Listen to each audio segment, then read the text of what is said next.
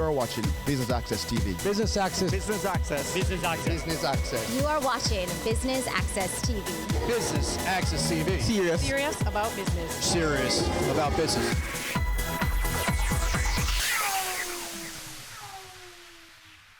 Hello and welcome to Business Access Television's coverage of the Business Breakfast for the upcoming publication of the Business Year 2019, the Jamaica issue. I'm Keneal Gale. We are here at the Hard Rock Cafe in Montego Bay, where business leaders and the movers and shakers from the Second City are gathered. So let's go inside, mingle a bit, and then hit the stage.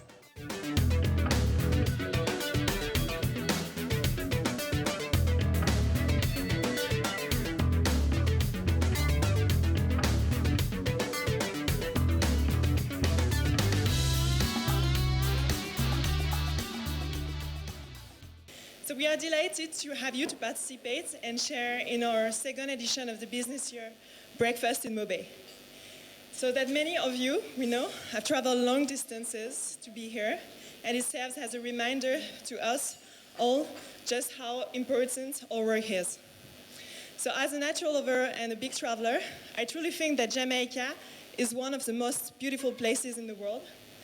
And what I can say is that I am proud to live, experience, and work in Jamaica, and I promised to myself that I would portray Jamaica as best as it deserves, and foremost to showcase to the world what is the special island has to offer. So on behalf of the Business Year, I sincerely thank and acknowledge every one of you extended help to us for making this event a grand success. So first of all, Hard Rock Cafe. So Andrea Dixon, thank you. Mr. Fausto Solano, our esteemed partner, Mrs. Diane Edwards from JAMPRO, and the overall team, a JAMPRO team that supported us since the very beginning, since 2017 when we arrived. And thanks to the help and their support, we are here in Jamaica and we can conduct our research. I also sincerely thank Mayor Omer Davis of Montego Bay, Mr. Douglas K. Gordon, founder of Canex, Mr. Watson Lawson, the president of Chamber as well, Mrs. Caroline Fisher, Mrs. Tishura Gibbs, Mr. Robin Russell, general manager of Deja Resorts, Mr. Juan Manuel Merilla, my country editor. So thank you for all of you for your support since the beginning. Sorry. And you, my dear guests, leaders of the country that are leading not only Montego Bay, but Jamaica to the future, I thank you and welcome you. So we stand for bringing Jamaicans together and making Jamaica a better place, a more unified and a more connected place. So most of us already know who we are and our role. However, for the new faces today, let me tell you what TBY is. So TBY is a global media group specialized in economic news and research on national economies and business intelligence. So we have operations in over 35 countries. Our head office is based in London. We have regional offices in Istanbul, in Dubai, Abu Dhabi, and Mexico City. And we have a strong presence already in Latin America. So the way we carry out our research is that we meet face-to-face with the community of leaders, and we stay for an average of 6-8 months in the country to meet with the most strategic leaders and most prominent figures of the country from the main and most important companies, as well as the governmental officials from the public sector. So over 70% of our publication consists of interviews, so that we provide the most accurate and up-to-date perspectives from the experts themselves. So as some of you know, the Business Year arrived in 2017 for the first time in Jamaica. And we have been invited by the Jamaican Promotion Corporation to compile a comprehensive research on the economy of Jamaica, combining our international expertise with their local experience. So following the success of the first edition of the Business Year Jamaica, we just renewed the MOU with JAMPRO to continue our research and compile the second editions on Jamaican's economy. So our final goal is to create an annual publication about the economy of the country. Thus, our unique platform represents a who's who of the decision makers of the country. And the publication recirculates locally, in the region, but also abroad. On the businessyear.com as well, and since 2018, we have a partnership with Thomson Reuters Icon, Bloomberg Terminal, and Dungeons Factiva.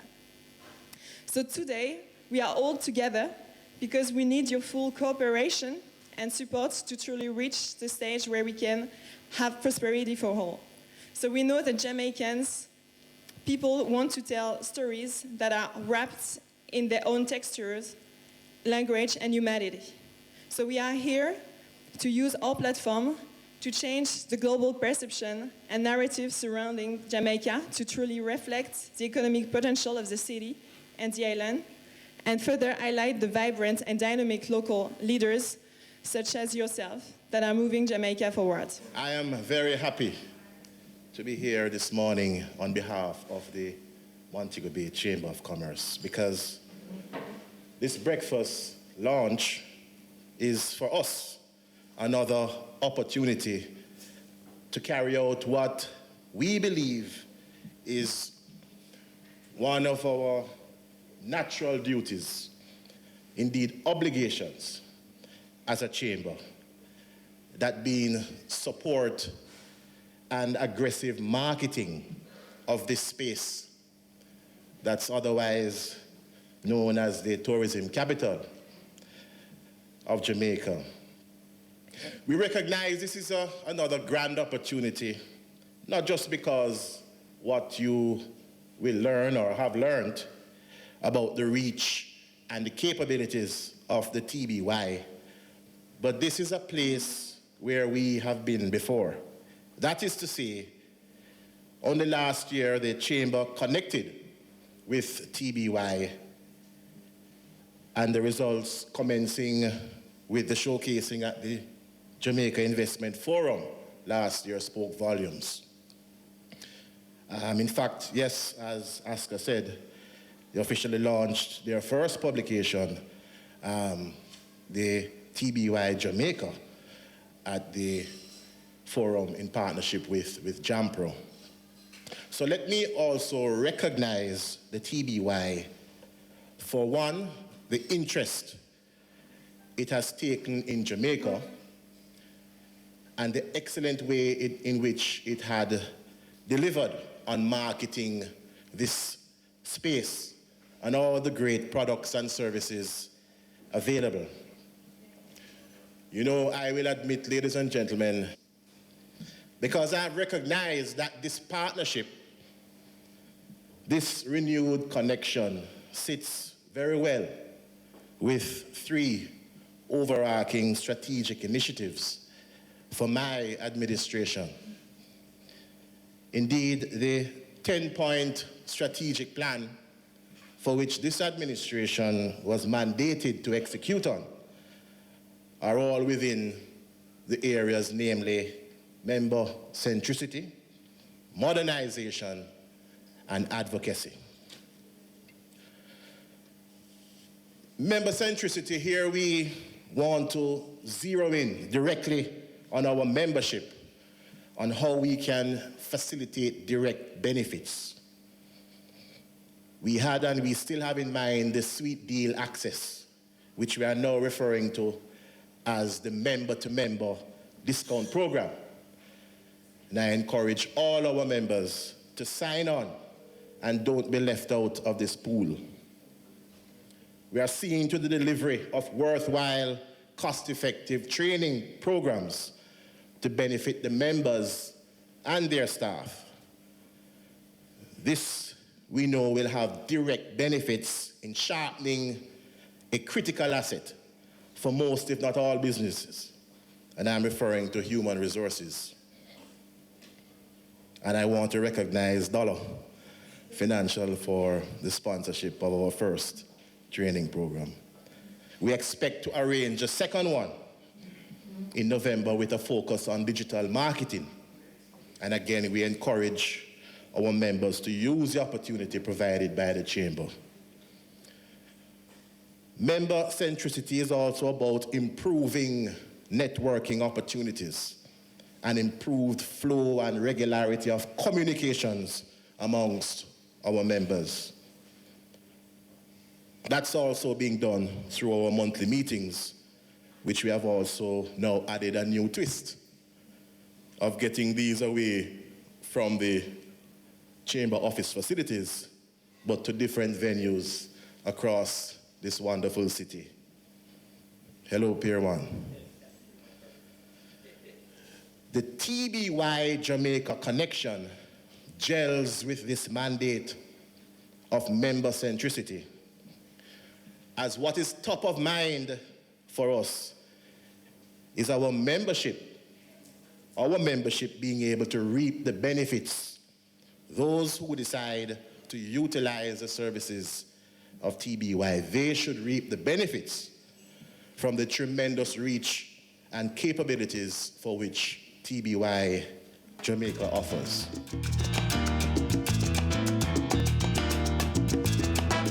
We take our first break here on Business Access Television's coverage of the launch of the business year. We are in Montego Bay, and when we come back, we will hear from the mayor of Montego Bay, Homer Davis.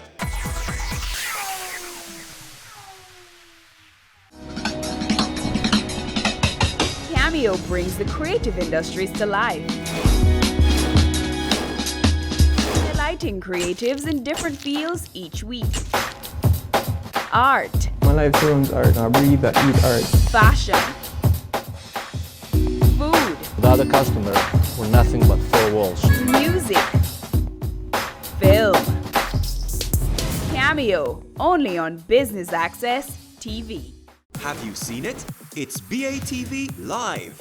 Live streams of business news weekdays at 7:30 p.m. Stay on point Thursdays at 8 p.m. with our Business Current Affairs show and Weekend Business Report Saturdays at 7:30 p.m. wherever you are.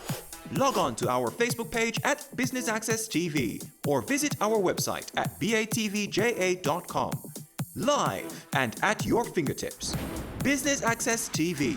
Serious about business.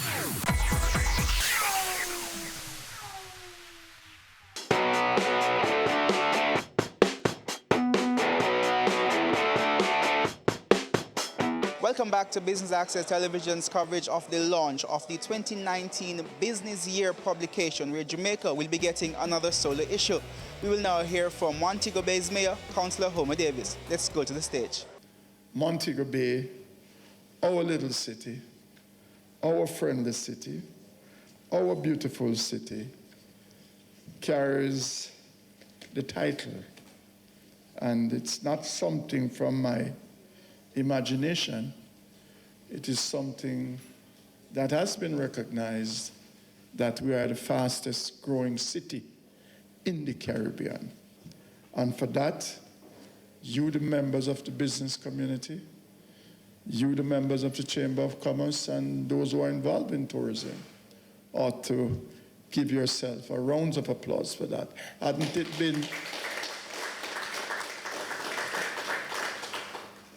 been for you to take a risk, investment is a risk, then we would not be seeing what we're now seeing in Montego Bay as it relates to development. So, Montego Bay, the status as it is now, is due largely to work being done in marketing Jamaica as the best place for almost everything. I could say tourism, I could say BPO industry, I could say other investments, tourism-related entities. But what stands out is that Montego Bay is the preferred location.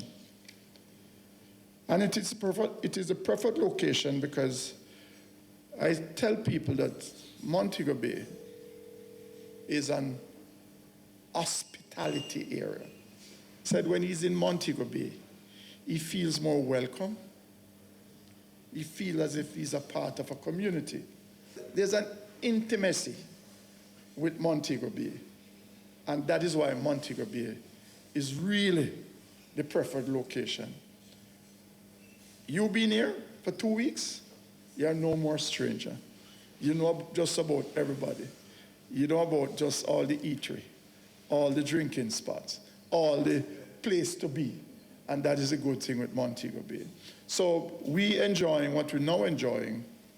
It's not an accident. It is a culture. It is a culture that I've developed over the years. Because I came here 40 years ago, and that was the culture where the people of Montego Bay embraces their visitors, whether they are local, they are foreigners. They embrace you. And that is the thing with Montego Bay. I'd like to start by commending TBY and the JAMPRO team for the initiative to launch the publication last year and the push for a second year. As the mayor said, Montego Bay has been consistently one of the fastest growing economies in the English-speaking Caribbean, and it's important that that be highlighted and presented on a platform for some of our companies and entrepreneurs, as well as to promote business in the city. And I would like to say thank you to the TBY team for accepting my proposal last year to ensure that Montego Bay had a special focus in the publication. It would be remiss of me not to also mention that I'm especially grateful for the special attention the city received at the launch of the event at the Jamaica Investment Forum in June of this year. Wearing the hat of I Love Mobay, I am delighted that the business year will now be giving internship opportunities to our youth to allow them to work on a publication of this caliber, reaching a global audience. Business leaders, I implore you this year to facilitate the team from TBY. Ensure your businesses are represented in the publication and your industries are highlighted. I Love Mobay congratulates the business year once again. We wish for you much success with the 2019 publication.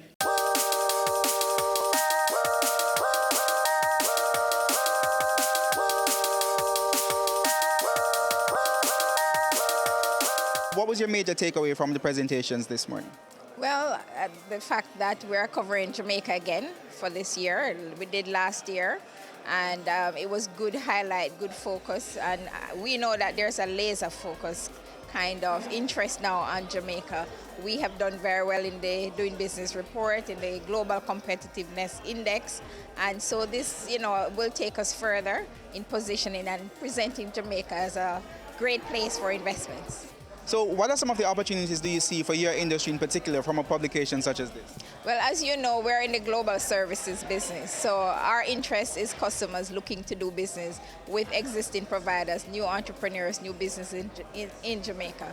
So anything that promotes the capabilities of Jamaica, that highlights the growth and development and the complementary businesses that support global services is good for our industry. In your presentation, you spoke about the importance of a magazine and publication such as this to Jamaica and to Montego Bay. How will you be ensuring or encouraging your members to try to leverage this type of exposure?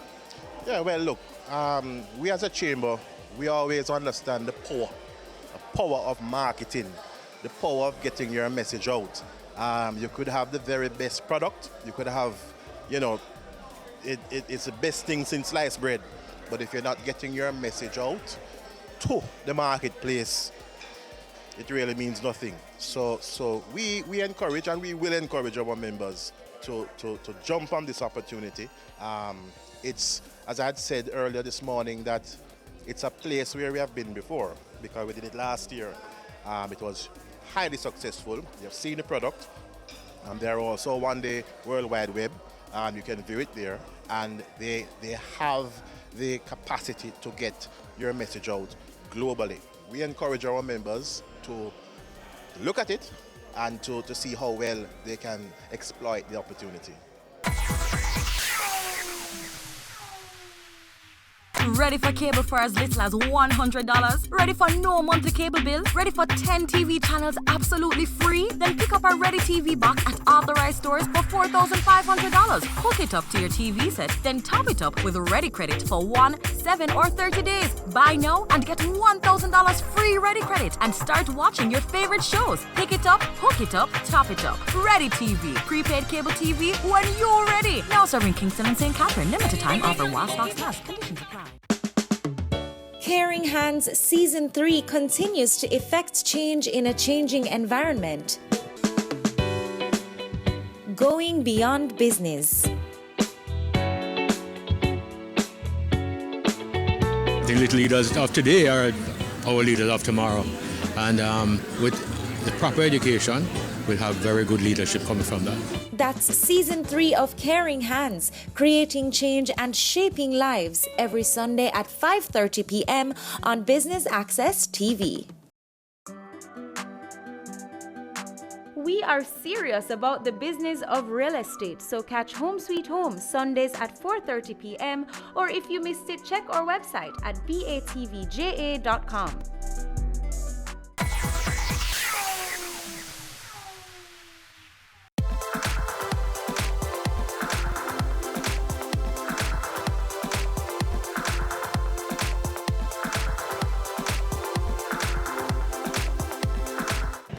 From this type of publication, this type of exposure, what are some of the industries that you would want to see attracted to Montego Bay from these investors? Well, Montego Bay is known for tourism,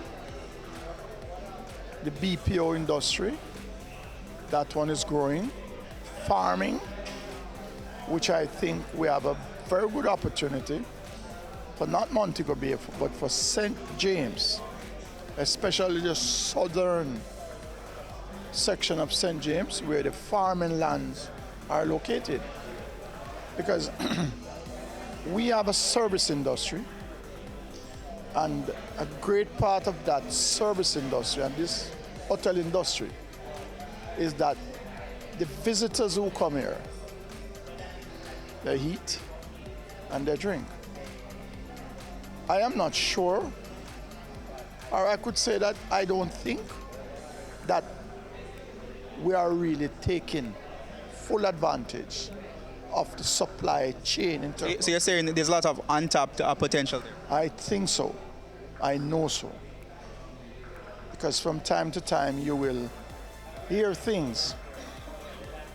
Hotels have to be bringing in this type of agricultural produce, this type of agricultural produce. But with what I've been hearing from Minister Shaw, who is the agricultural minister, and J.C. Hutchinson, it tells me that there's a thinking now taking place that our farmers need to understand that farming is a business. And if you're running a business, it has to be run efficiently, effectively, and it runs in a way in which you can make profit and you can sustain and maintain your family and your life. Tell us a little bit about SolarBuzz. Well, SolarBuzz is a energy company focusing on renewable energy. So we install mostly solar projects for residential and commercial clients. We also do a lot of glass glazing and tinting to help reduce heat loads coming into properties to also reduce their energy consumption. How do you see a company like yours and other similar companies benefiting from Jamaica getting another issue of the business year? I think that anytime a publication like the Business Year focuses on Jamaica, they're so prominent that it shows us in a very good light worldwide, and business people around the world see Jamaica as a viable investment. So I think it's a tremendous opportunity, and I think we should be very grateful to have them focus on our island. What kind of investment do you see, or potential investors do you see being attracted by this publication in terms of to come and invest in Jamaica? Well, I mean, I think we'll continue to see the BPO market grow. I definitely see the energy sector, which I'm focused in, growing. I mean, when you went through it, I was getting ideas in other sectors that I'd love to be a part of, but you just can't do everything. So. Are there also opportunities for future collaboration between local companies and overseas companies? Oh, definitely. I mean, we collaborate with overseas companies all the time. So, you have to understand your expertise and where you are in your business cycle. when solar buzz was just starting out, I knew that I needed some guidance. So I partnered with bigger companies than myself from overseas, and I cut them in on the deal, and they helped to train us and bring us up to standard of international standards where we are now. So yes, strategic partnerships are a great opportunity to grow and become viable on your own. Tell us a little bit about what are some of the expectations for the 2019 Jamaica publication. So our expectation is to portray the economy of Jamaica and meet face-to-face with the community of leaders and investors of Kingston, Montego Bay and the whole part of the island, in order to highlight the business opportunities, but also highlight the economic trends of the country. And our final goal, is to create an annual publication about the economy of Jamaica, and as well as attracting and boosting the economy of Jamaica, but attracting as well foreign direct investment in the country. For those who aren't familiar with the publication, tell us a little bit about your audience and other publications, other countries that you've done publications for.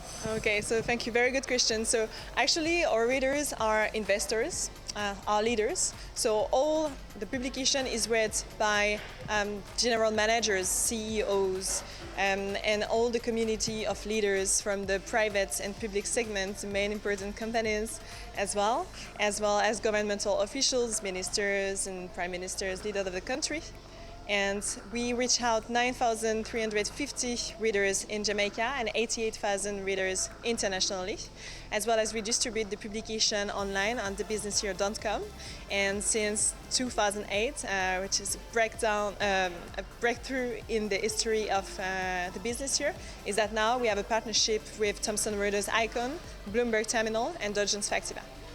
How much of a big deal is this for Jamaica, the Jamaican economy and businesses in Jamaica? So it's a great way to give the voice of Jamaicans himself and experts himself and showcase the strengths and the opportunities of Jamaica and the business opportunities in the international scene. And that's how we end our coverage of the Business Breakfast for the publication of the Business Year's 2019 Jamaica issue. We hope you enjoyed our coverage. I'm Kenil Gale. Pleasant viewing.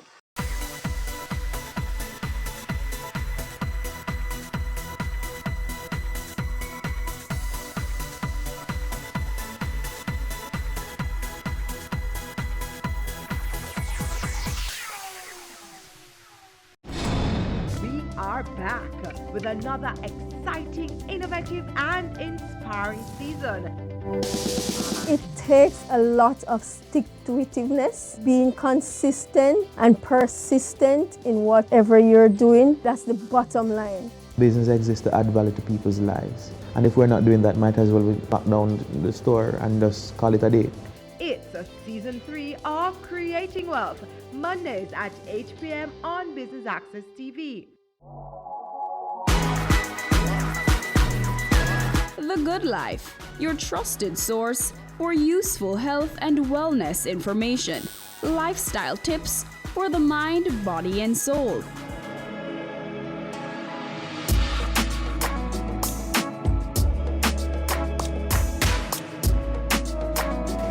Tune in Tuesdays at 8:30 p.m. on Business Access TV.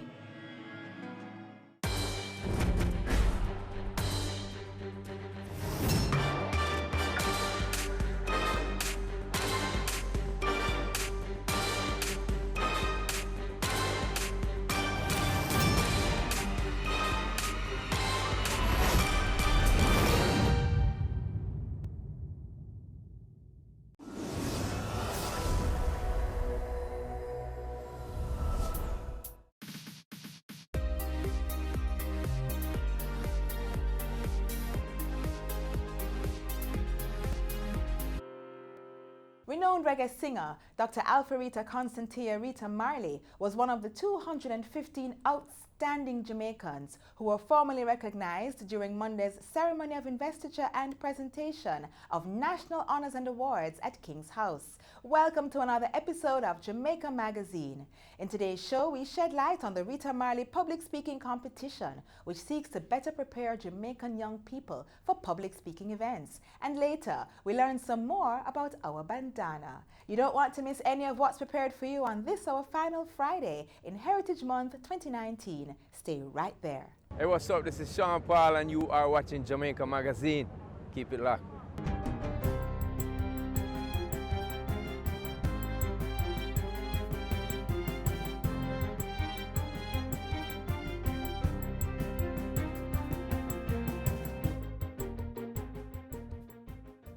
Good day, I'm Stephen McHugh and this is your JIS News for Friday, October 25. Prime Minister Andrew Holness says the Development Bank of Jamaica, DBJ, will be pumping $40 million more into the business process outsourcing BPO sector. Mr. Holness says the DBJ is awaiting the Ministry of Finance's approval to release the funds, which will be coupled with $73.9 million in loan support that has already been made available to the brings in employment and some amount of foreign exchange. Mr. Holness was speaking at Thursday's groundbreaking for GTech BPO in Portmore, St. Catherine. The $3.5 billion investment will consist of three 80,000 square feet buildings with the capacity to hold 4,500 persons across 3 shifts. Minister of National Security Dr. Horace Chang has committed to providing support for the police's efforts to reduce crime and public disorder in the Vineyard Town and Mountain View communities of Kingston. He gave the assurance yesterday during a visit to the scene of a shooting incident that happened on Wednesday at a medical center in Vineyard Town. This area is of particular interest to us, and the government will continue to provide the support to the Commissioner of Police and his team in order for them to be able to do whatever is necessary to dismantle the criminal networks and gangs that plague the Mountain View corridor and the wider Jamaica. Minister Chang also visited St. Teresa Preparatory School, which is adjacent to the medical center, and then went to the Vineyard Town and Mountain View police stations. At approximately 10 a.m. on Wednesday, an unknown assailant entered a medical center and opened gunfire, killing 42-year-old Clifton Brown. 5 others, including a pregnant woman and a 4-year-old boy, were injured during the shooting. The police are working hard to ensure that there are no reprisals. The security forces are also asking those with information on the recent shooting to please report it to the nearest police station or contact Crime Stop Jamaica at 311. In other news, Jamaica has positioned itself to produce internationally certified seeds through the newly refurbished seed bank facility at the Bodles Research Station in St. Catherine. The $28.7 million project was executed through a partnership between the Agriculture Ministry and the Caribbean Agricultural Research and Development Institute. The seed facility has a capacity to test and store climate-resilient seeds, as well as to micropropagate vegetative seeds with climate-resilient characteristics. It's important as it will enable us to have a fast. Further additions to the facility will include the installation of a cold storage room to store seeds beyond their normal lifespan. This should be completed by the end of the first quarter in 2020. Jamaica has launched its first country program for engagement with the Green Climate Fund, GCF. The move is expected to increase the island's capacity to access more climate financing while streamlining the country's actions to engage with the GCF. The preparation of the country program and other very important activities have been made possible through the readiness grants from the GCF. At present, we are implementing 3 readiness grants with an approved amount of US $1.4 million. Jamaica is also working towards having national entities directly access GCF resources. Minister Darrell Vaz was speaking at Wednesday's launch of the country program for engagement with the Green Climate Fund, GCF. The function also served as the opening of a national consultation on climate change. It's intended to finalize the nation's actions to deal with climate change ahead of the 25th session of the Conference of Parties to the UN Framework Convention on Climate Change to be held in Santiago, Chile in December. And finally, Tourism Minister Edmund Bartlett is currently in Japan observing best practices on disaster risk reduction and recovery efforts. Japan was recently struck by one of the worst typhoons in the nation's history, triggering landslides and catastrophic flooding. Minister Bartlett praised the country for being one of the most disaster-resilient nations. His comments come as he tours the typhoon-affected areas of Ichihara, Chiba, alongside the city's mayor and other key officials. The tourism minister called on the mayor to document his town's highly effective recovery and resilience mechanism. He also proposed that the mayor pay a visit to Jamaica and share best practices on disaster risk reduction and management with the Global Tourism Resilience and Crisis Management Center. The minister also sought to strengthen Jamaica's relationship with Japan by developing a Memorandum of Understanding on Disaster Resilience between the University of the West Indies and the International University of Japan. And that's it for JIS News Today. I'm Stephen McHugh. Thanks for watching.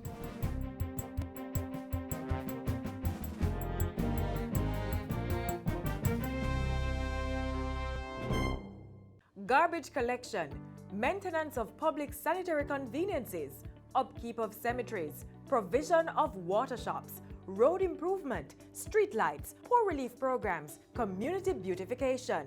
All these services are funded by you. Yes, they are, when you pay your property tax. Pay your annual property tax to make Jamaica the place of choice for all.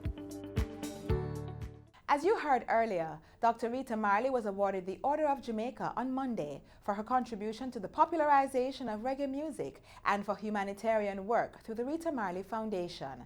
The foundation, which was formed in 2000, executes numerous programs and initiatives that equip young people with important life skills. One is the Rita Marley Public Speaking Competition. Learn more about it next. Blessed love. My name is Fabian Morris and I'm the 2019 winner of the Rita Marley Foundation Public Speaking Competition.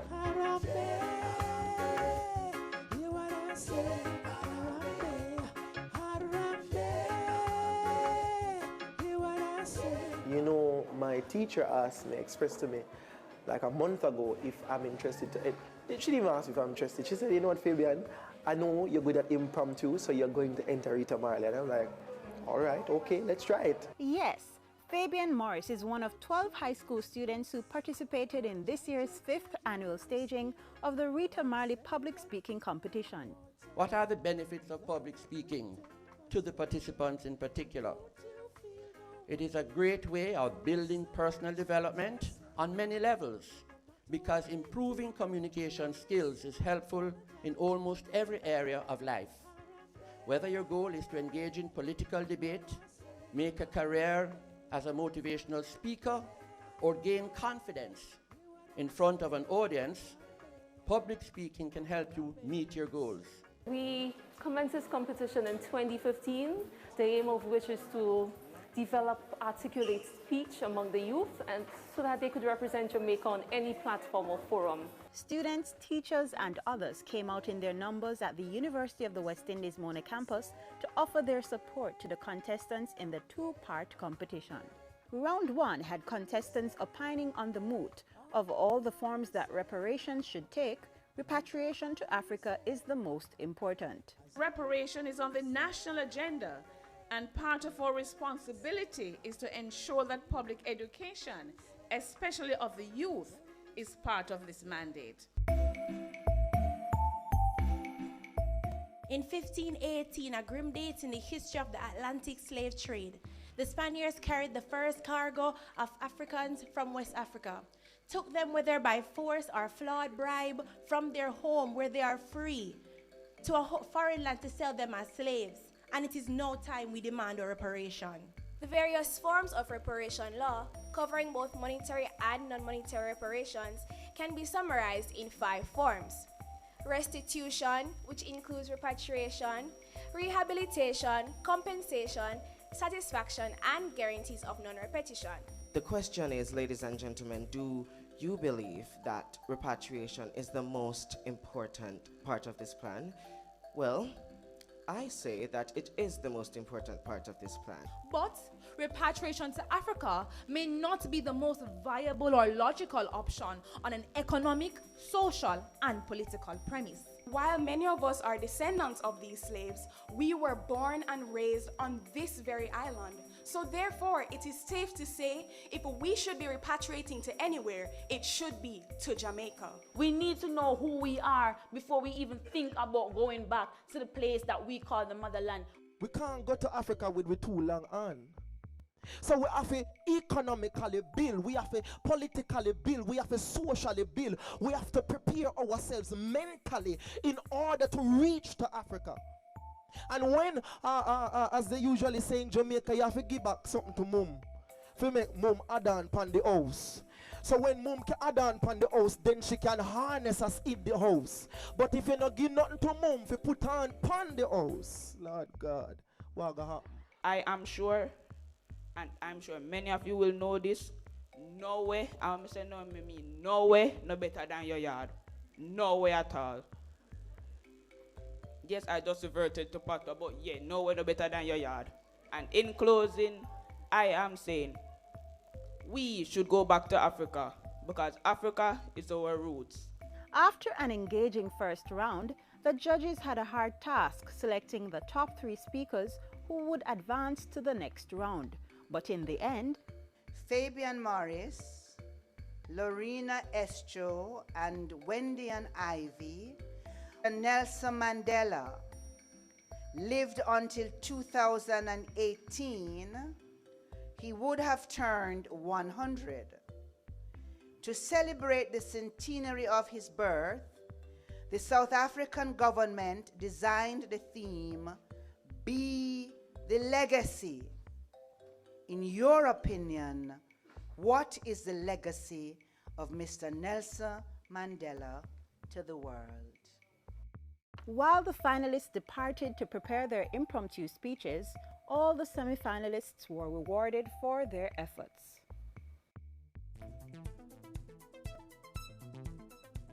Destiny. And that's what he led. Boom, bye, bye, in a black man's head. Hope that was in cash, Bob Marley merchandise, a medal, a certificate, and a plaque for the school. Can we congratulate the participant from Immaculate Conception High School? Ladies and gentlemen, going home to Yam Country, Westwood High School, Wendy and Ivy takes the second prize. Congratulations. It was really hard for me to get here. A lot of things almost stopped me being here. And you know, sometimes the devil tries to stop us from getting our blessings. So I said, you know, I think this one is from me, so I have to be there. I still have not forgotten to push myself more to be a better public speaker and a better advocate for the things I believe in. I'm feeling excited, extremely excited, because I win from my school. It really teaches me to believe in myself and be confident, because I didn't believe I would win. Lions, all lioness, get up and know you are the mightiest. I'm talking to all lions.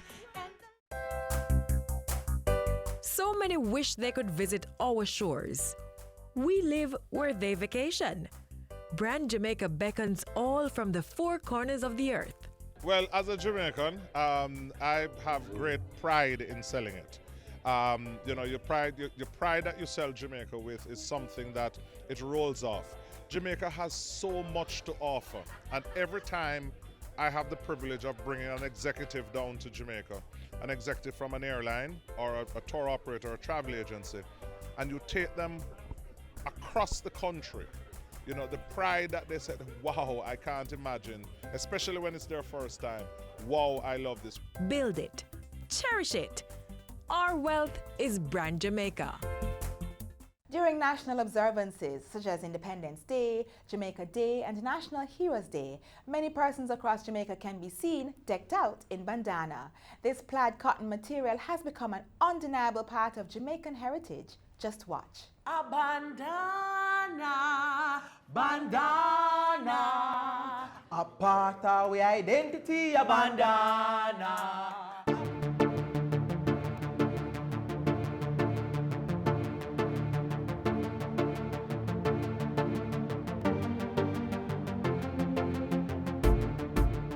Yarmiyaki go al instead market, not a quality what sell. Yarmiyaki go al instead market, not a quality what sell. Oh Lord, what a night, what a night. What a Saturday night. Lord, what a night, what a night. What a Saturday night. Compliments on your madras. Same to you. Thank like you. it. Well up then, so what is madras? Make we sit down. Young but really no know Sam. Aye, sir. Madras is what we call bandana. So madras is basically a cotton plaid fabric which came from India and was brought to Jamaica by the indentured laborers after slavery ended. But every Caribbean island have a little touch of this, you know. They have a different pattern. Right. And so, them use it to identify each Caribbean island. It is important to note that the broader plaid, which is referred to as the Miss Lou bandana, is the original material that was used in Jamaica. And as time progressed, the finer plaid came on stream, which is the red bandana with mixtures of blue and black. The word bandana is actually Hindi. And everybody knows that Hindi is the language that the people from India speak. Now the word bandana means to tie. And that's why most people associate bandana with tying your head. But in Jamaica, we don't use bandana per se. We use any kind of fabric for tie head, you know. All we do, we just wrap it around their head in a one circle and we tie it back so that when them put the goods on top of it, it all on balance. Hold on then. See one basket here.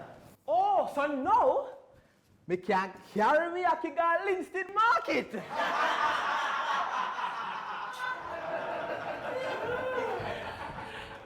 You know, and the history continues. You know, I spoke to Auntie Faye the other day. Everybody in here must know Faye Ellington, right? Yeah, man. She said, by the way, you ever see Sheena Faye bandana? Yes. She pretty not true? Man. Yeah, man. Now, she told me the other day that bandana was used by the female vendors in the market. They use the bandana as bib. The same thing that we call apron. Apron, and they also use it to tie them head, and they use it also as scarf. It is also popular to note that the working class women used to wear the bandana. Yes, yes. But they were looked down on because they wear it. But they were persistent. Yes. They wore it with dignity and pride. That is very right. And they were the one who actually legitimized the bandana. You didn't know a bandana is not just a costume. It also helps us to identify as Jamaicans. You understand what I'm saying? Over the years, the bandana has evolved. Because you know, as time change, you know, people stands on different things, it change as well. So today, bandana is considered to be our unofficial costume. National costume. So look here now. Miss Lou was the one that really made bandana so popular, you know. Yes, man. Every time she would do one of her theatrical performances, Miss Lou would dress up in her bandana. And anytime anybody gonna do any of her poems, where them use bandana. And now everybody want a little touch of bandana. And you know, them now wearing it at the Miss Universe, and the Miss World, and the Festival King competition. You see, the bandana is not only one style you can wear it, you know. For example, me is not wearing the original kind, you know. Me is wearing Simply Precious design. Yes, man. Normally how them wear it is, them wear it in a one nice flare skirt, and then them pair it now with a wonderful white top. They put a piece of the bandana or the madras around the neckline, or even put it around the sleeve sometime, you know, just to add a little oomph and spice to it. So over the years, you know, it has become more stylish and stylish and stylish. And then, of course, you know, the man them normally wear a nice little shirt with the madras or the plaid, and then pair it with a black pants or with a white pants. And if you're fancy and in high fashion, you put a scarf around it, right? Or even a head tie. Thank you very much. So you see, All in all, bandanas come a far way. From the marketplace to haute couture. High fashion, high fashion. That's right. Bandana come from India, reach a Jamaica, and all in all, bandana is here to stay. What a joyful news, Miss Matty. I feel like my heart going burst. Jamaican people colonizing England in reverse. By the hundreds, by the thousands, from country and from town, by the shipload, by the plane load, Jamaica is England bound. But what are the government plan England? Them brave the war and face the worst. But I don't know how them Western colonizing in reverse. Bandana, bandana, a part of we identity, a bandana, a bandana, oh a bandana, a part of we identity, a bandana. Make a draw for the mattress, mattress, mattress, mattress, mattress, mattress. Oh, put on your mattress, mattress, mattress, mattress, mattress, mattress. Yeah. A part of we identity, a bandana. Jack Mandora, me no choose none.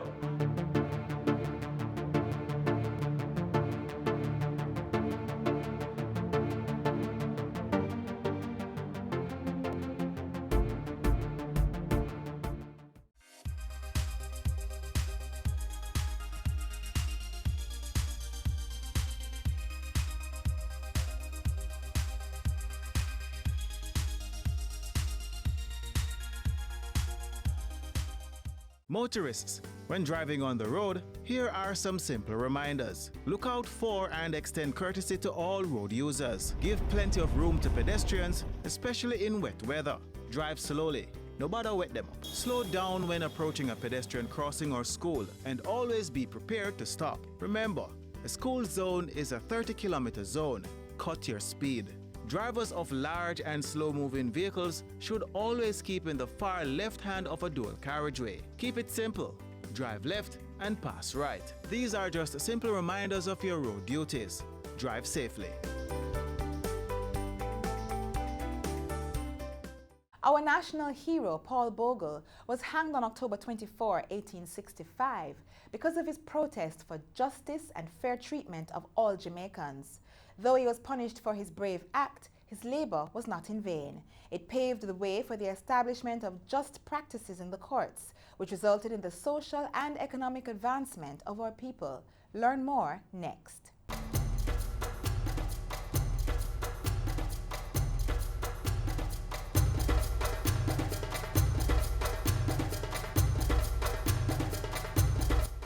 Born in Stony Gut, St. Thomas in the 1820s, he suffered as a slave.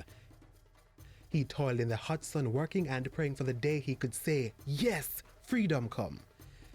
And when that day came, the day he was free, the plan of becoming fully independent was his next feat. One he accomplished, small farmer, then landowner, to being one of 106 persons on the voters list. He was well on his way. So much so, he became a Baptist deacon in the village, a true Jamaican activist, angered by the injustices and oppression faced by the people in St. Thomas by one Governor Edward Eyre. So, he gathered his people and marched onward they did, left, right, on October 11, 1865, the day of the Morant Bay Rebellion. Over 500 people died, but not in vain. That special day spurred changes in the social and economic conditions of people not only in St. Thomas, but the entire Jamaica. The Right Excellent Paul Bogle, the man who lived and died for his people on October 24, 1865. A man of honor, a man of truth, our national hero.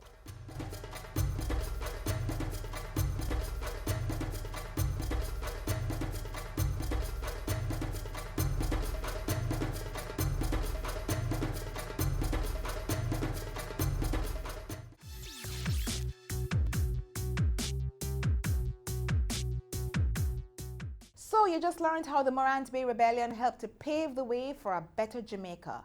But how much do you really know about the man who orchestrated it? Here are 3 important facts about the man that helped to make our island home a better place for all Jamaicans to live, work, raise families, and do business. Firstly, you might be aware that Paul Bogle was a free black man from Stony Gut, St. Thomas. But did you know that he had the rare privilege of being a black man who owned land? Yes, he did. Secondly, many persons are aware that he was a deacon in the Baptist Church. But were you also aware that he was appointed a deacon by George William Gordon, another Jamaican national hero? And finally, Paul Bogle was also one of the 106 St. Thomas people with the right to vote. He was a strong supporter of George William Gordon, and it was this support, coupled with that of other members of the Native Baptist Church, which got Gordon elected to the National Assembly to represent St. Thomas.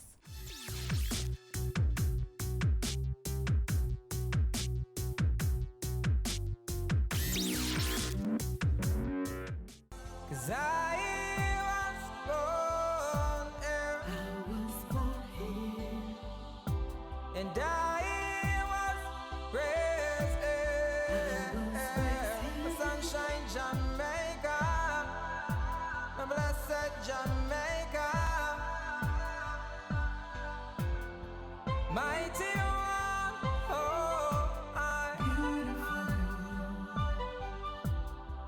bless our land always, for strength and no vigor.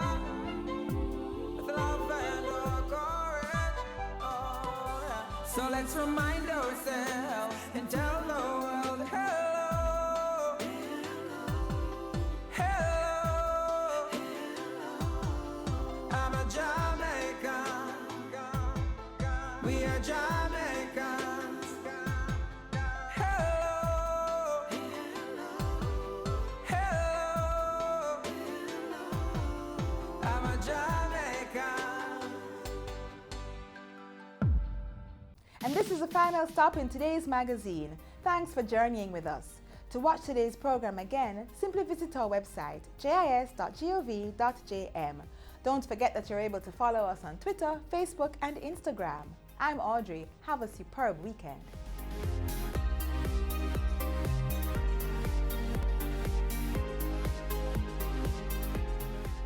This has been a production of the Jamaica Information Service, the voice of Jamaica. Career Moves has always explored interesting careers, highlighting all you may not have known about them. This season is no different. Coming back to Jamaica, everyone's like, Fizzy what? Fizzy who? When you find a bright boy or girl in the class and people say, what are you going to be? The parents will say, you have to go be a doctor, you have to go be a lawyer. Nobody says you have to go be a politician. Let me see your hands! Tune in Tuesdays at 8 p.m. on Business Access TV.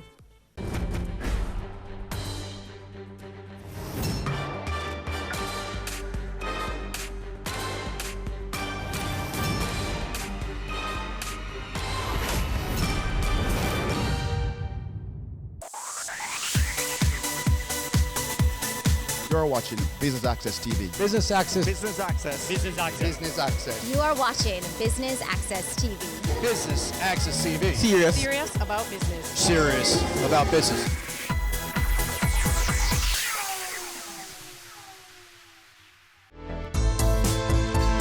Welcome to another corporate events coverage, and this time around, BATV is on location at the Bank of Jamaica Auditorium, ready to bring you highlights from day one of the two-day conference dubbed A Call to Action, Driving Financial Inclusion with Digital Payments. I'm Javon Keys, and I'll be your host. Stay with us. The DBJ is really proud to be associated with this event, with a focus that we have on driving the economy by looking at the role that we all have to play in championing Jamaica through each of our line of businesses, each sector, and each person. It is indeed appropriate, I think, that the theme of this conference is a call to action. Each representative in this room was not invited by coincidence. It was by assessing the vision that as to where we are, where we need to be, and who are the instrumental players needed to help us in this journey. And so it makes sense that the DBJ and the Bank of Jamaica would collaborate in this area. The DBJ, as most of you probably know, is mandated to provide opportunities for all Jamaicans, regardless of their social status, to improve the quality of their lives through developmental financing. The Bank of Jamaica is responsible for creating and managing the monetary policy that affects every Jamaican and every financial institution in the country. Therefore, coming together to hold a conference on financial inclusion and digital payments, we see as a logical development of our relationship with the BOJ. But why is financial inclusion so important and digital payments that it merits a two-day conference? I believe it is important because when you look at the world's poor, including many Jamaicans, they live and work in what is known as the informal economy. Yet even though they have very little money, they still manage to save, borrow, and meet their day-to-day expenses. However, without access to the formal financial system that allows savings account, debit card, insurances, lines of credit, they rely instead on informal means of managing money. And these include, as we all know, family, friends, cash on hand, pawnbrokers, money lenders, or simply keeping it under the mattress. But, as we all know, these choices are almost always inefficient, risky, and expensive. And therefore, we encourage those who are regarded as the unbanked to become a part of the formal financial system, as it will provide benefits to the individual as well as on a national level. Simply put, we become part of something that is so much bigger. My presentation this morning focused on financial inclusion, which really, and in particular, how do we get that significant our economy are still in the informal sector. We need to get them into the formal sector so they can access the benefits that would come with being a part of the formal financial system. So our role really is to encourage them, to educate them, to show them the benefits that can be derived from being a part of the formal sector. And in so doing, utilize the payment mechanisms that is going to be discussed here today. For example, the whole matter of mobile payments, digital payments, and other benefits that they would derive from coming into the formal financial system.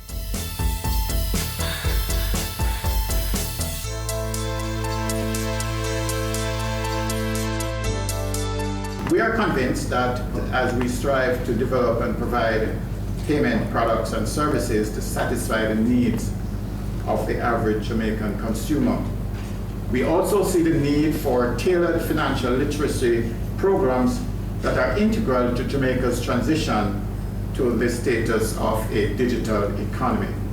Over the next 2 days, we will engage in vibrant discussions on how innovations in electronic retail payments can impact Jamaica's development and how regulation can foster innovation.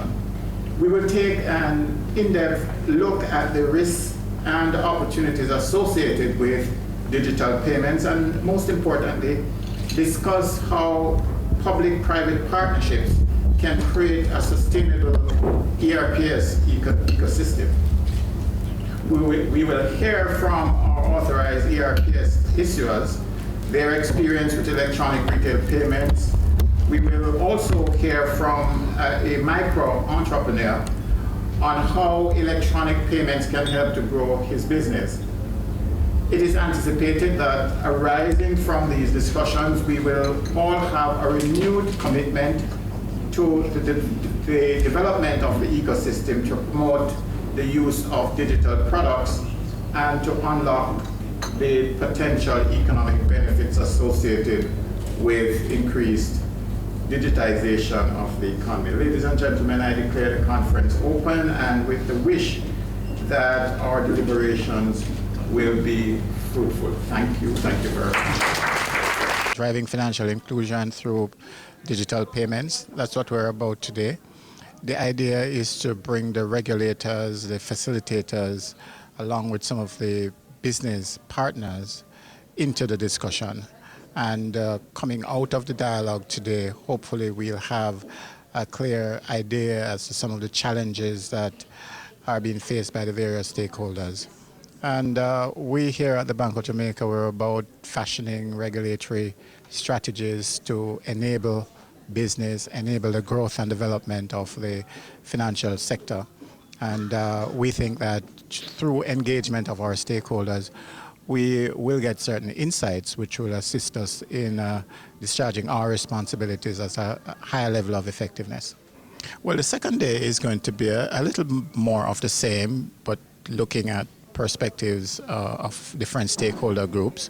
Tomorrow, what we want to do is pay a little bit more attention to some of the options, the opportunities that are available as we seek to unlock the growth potential in the sector. I think the major challenge that we face is designing products and services that satisfy the needs of the average consumer. And I think that has to be an area of focus for us. I'm not convinced that the taxi operator, for example, has the products and services that he needs to be more efficient and to reduce his cost. I'm not convinced. And I think that there are opportunities for us to better serve the needs of consumers such as the taxi operator. And I'm hoping that coming out of the discussions over the next 2 days, that we'll be exploring those issues. And on that note, we go to a break. Stay with us. Much more after this.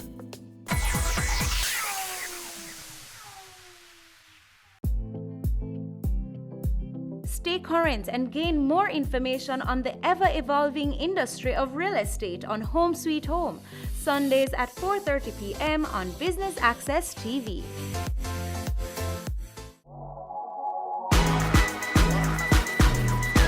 The Good Life, your trusted source for useful health and wellness information, lifestyle tips for the mind, body, and soul.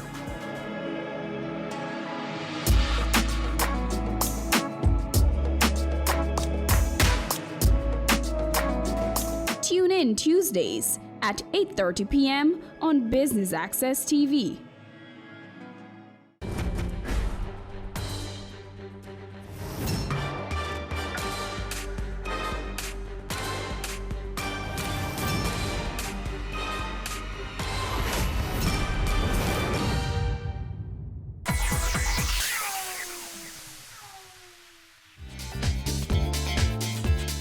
Welcome back and thanks for staying with us. Now let's join our presenter on stage. The strategy of mobile payments, we think, is a win-win for financial inclusion. And let me explain a little bit this. If there is a country that goes directly to mobile payments without having gone through the previous stages of digital finance or buying through the internet, through traditional landlines, through the internet providers in general, we see internationally that the improvements go 10 times faster. So digital payments, mobile payments have two interesting notions for consumers. One, that they provide payments in real time. Second, that are cheaper. What's there not to like, right? And what do we think is a win-win strategy for the different actors? First, for the unbanked, of course. If you do not have a banking account, and I've heard that roughly in Jamaica maybe it can be around 80% of the population, 70, 80%. But nevertheless, almost 100% have a mobile phone. So that brings opportunities, right? That will see that by starting paying over the phone, they are building a data, and they exist in the virtual economy of financial transactions. So they can be later provided with some insurance or offered some small credit line to buy electronically, and that's what happened precisely in China, where the e-commerce has brought all these payments. It's a win-win strategy for digital financial providers, and we saw that we are not talking about the traditional ones, the banks, but also new active players that now they can be interested, like fintech companies, startups, e-commerce, internet providers, to finance and to bank this new market share that represents almost 80% here. For the public sector, because they can use it also to different things. I mean, people can use it to pay taxes. The public sector can use it to provide benefits, welfare benefits through the digital accounts, and to other ends. So Bill Gates already said in 1995, we need banking, not banks. Interesting. That's what's happening now. Banking is not a monopoly of the banks. It's a much bigger concept now.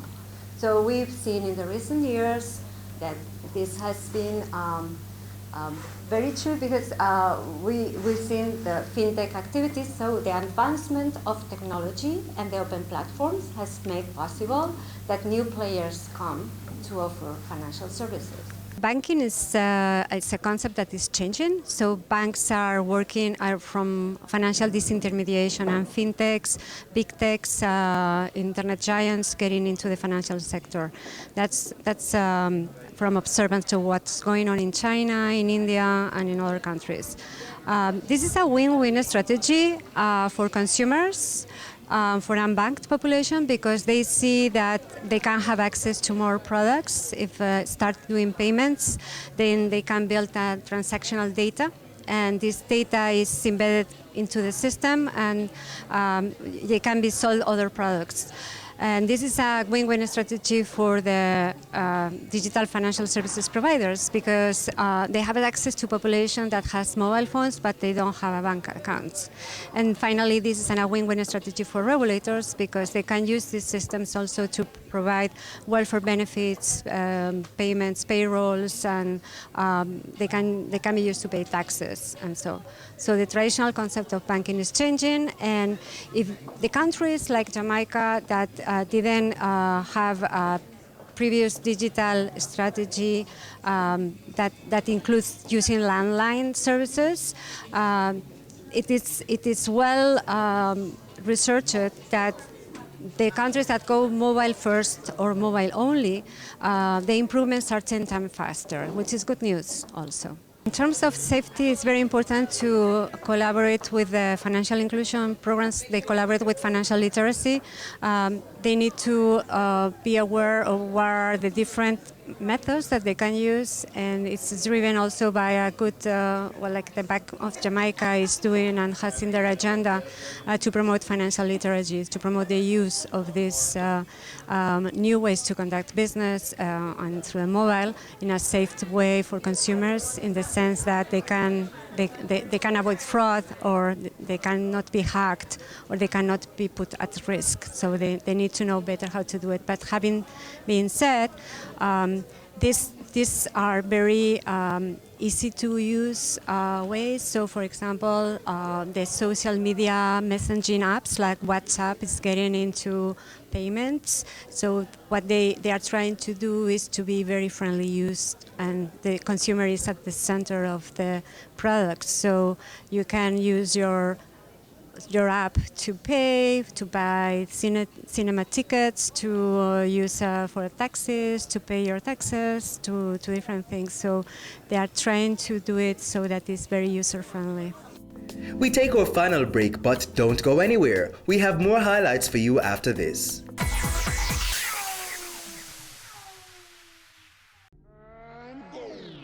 Career Moves has always explored interesting careers, highlighting all you may not have known about them. This season is no different. Coming back to Jamaica, everyone's like, fizzy what? Fizzy who? When you find a bright boy or girl in the class and people say, what are you going to be? The parents will say, you have to go be a doctor, you have to go be a lawyer. Nobody says you have to go be a politician. Let me see your hands. Tune in Tuesdays at 8 p.m. on Business Access TV. Ready for cable for as little as $100? Ready for no monthly cable bill? Ready for 10 TV channels absolutely free? Then pick up our Ready TV box at authorized stores for $4,500. Hook it up to your TV set, then top it up with Ready Credit for 1, 7, or 30 days. Buy now and get $1,000 free Ready Credit and start watching your favorite shows. Pick it up, hook it up, top it up. Ready TV. Prepaid cable TV when you're ready. Now serving Kingston and St. Catherine. Limited time offer while stocks last. Conditions apply. Art. My life surrounds art. I breathe, I eat art. Fashion. Food. Without a customer, we're nothing but four walls. Music. Film. Cameo. Only on Business Access TV.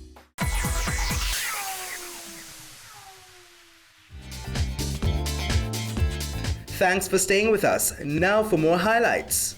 GKMPay really have quite a few functionalities, and I think one of the things I've learned this morning is the use of collaboration, because I can see how easily we can collaborate with SMEs and other persons here.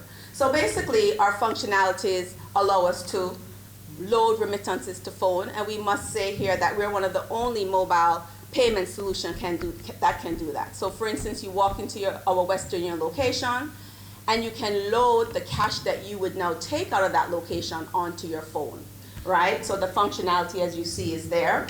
We do telephone top-up, so you can top up your phone, whether it's Line, Digicel, Flow. You can also pay your bills, because as I would have said earlier, we have a bill payment entity. So you can pay from any one of our existing biller listing. We have peer-to-peer transactions where you can send money to the other person. So I'm here today, I need to pay my helper, how do I pay her? I basically send her or transfer. If you notice, we talked also about what is going to make the customer change. Our portal allows us to have rewards. So basically, if you sign on as a merchant, you can offer discounts. So why use GKMPay? You also have rewards. So if you look, you see a number 2 there. It means currently when you would open your phone and look at your phone, you basically have 2 coupons there from 2 merchants that you can now redeem. I think it's important that we talk about security, because it was also mentioned the issue of lack of trust. Why should I use my phone? Is it safe? In developing our product, that was something we had to take into consideration. So in terms of using it, you have a PIN. You have to use a PIN to get on. You have to use a PIN to complete your payment.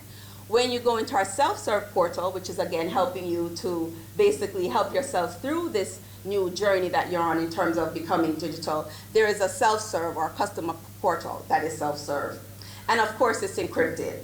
If you leave your phone, it's locked, right? If you lose your phone, you do not lose your money. And I think that's also very important that we have to educate our consumers on.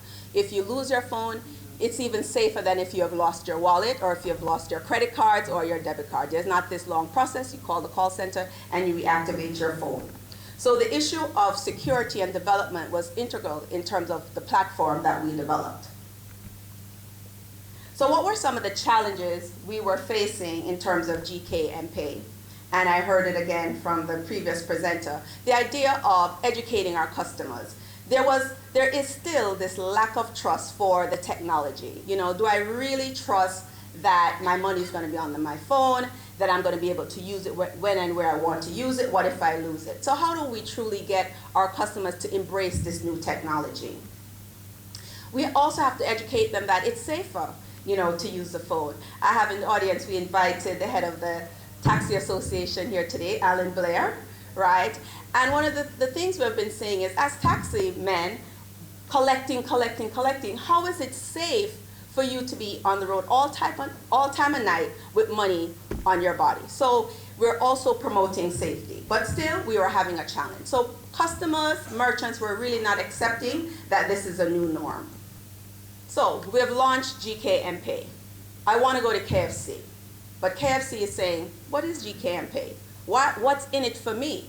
And the customers are saying, I can't go anywhere and cash out, so why should I get GKM Pay? So again, it was interesting to see the two approaches in terms of top-down, bottom-up, and which do we think is best for Jamaica, because there's going to have to be, I believe, a regulatory push to get persons on board, right? So the issue of onboarding our merchants, our agents, our customers is truly a challenge. Which come first, the chicken or the egg? So what do we need? We definitely need education, public awareness, not only of our customers, but also our consumers. We really, again, I said, would like to thank the BOJ for this type of symposium, because we do think it's building awareness. However, we think it has to go much more than that. It has to reach to the public in terms of saying, I have confidence in this system. I'm validating this new payment system for Jamaica. It's how Jamaica is truly going to have a digital economy. So we truly need that endorsement from the Bank of Jamaica. We need integration with our payment system, with our banking system. So if you think about it, the taxi man, he collects his $100,000 for the night. What does he want to do? And we talk about financial inclusion. He wants to put that money in his bank account, right? So right now he would have to go and cash out. We're saying he should be able to go to FGB, NCB, and lodge his monies to his bank account. And we think this is another integral takeaway of a symposium like this. We really need our consumer to be able to be bankable. And if we talk about true financial empowerment, true financial inclusion, this is the way we're going to get it. One of the things, and I said review of the wallet size, one of the things we also say is if we have our taxi man lodging these funds every day to his bank, he can get his GKM Pay statement. Why can't he use that statement to say, this is my source of income? You know, this is my true, legitimate source of income. Whether it is to get a small loan, whether it's to get a loan for his daughter to go to college, we don't know. But these type of forward thinking is really what we need when we start talking about digital payments. Okay, Quisk is NCB's solution, NCB's mobile wallet offering. Essentially is a way that you can make a payment or receive payment without either plastic, and it's you use your phone number in order to you can use your phone number, go to the ABM and can do cash out from the ABM, or you can make a payment at a merchant. So if you were to go to a merchant and instead of swiping your card or insertion of your card, you enter your 10-digit phone number, then your 6-digit password, and then you can pay for your goods or services. So, and you can also do peer-to-peer transfers.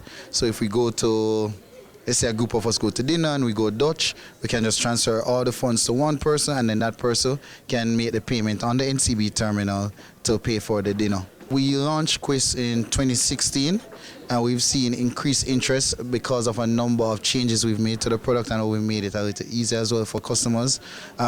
So we see where there's been significant increase, and we have a number of quick service restaurants. So we've increased the offering, we've built out the ecosystem, and we continue to build out this ecosystem. So customers are seeing increase in value in NCB Quisk. Just about every merchant who has NCB terminals, you would be able to access Quisk. So for the newer merchants, they're signed up automatically with Quisk. But for merchants who have been in our system for a long time, we continue to go through the process of adding Quisk to their terminals. So if there's any merchant that you'd like to use Quisk and you're not seeing where they have Quisk at this time, we can easily add them, because the same machine that any of our merchant banks constitutes over 500,000 people, and we want to get them included. The government's policy of financial inclusion, and that's our aim. Our product is not as, what should I say, invasive as when you go to try and open a bank account. We have the Bank of Jamaica guidelines for the card, which is not as stringent. It's once you collect remittance from abroad, it's the same process. So it's not very difficult. But the difficulty is going to be education. How do you convince people who are not used to a product and what they perceive as a bank product? how do they get access to it? And that's what we're trying to do. We're trying to find ways to make it simple and fast. I think it's very timely because without financial inclusion, the economy cannot grow. If you have half your population unbanked and doesn't have access to financial services, which means credit, just a regular bank account to do transactions, it's very, very difficult to maximize your potential. We went to a card product as opposed to the mobile wallet. Our products can also use mobile technology, but it's just an educational process, and that's long and hard to convince somebody to put their money on a device like a phone. It's not an easy thing to persuade people to do. They don't have any confidence in it. They have never seen it. And how do you convince them that it is safe and this is going to be a very convenient tool? But over time, I believe Jamaicans are very technology savvy and hungry, and we hope that over time we'll have that. That brings us to the end of part one of our two-part coverage of the Driving Financial Inclusion with Digital Payments Conference. Until next time, I'm Javon Keys. Stay tuned to Business Access TV, serious about business.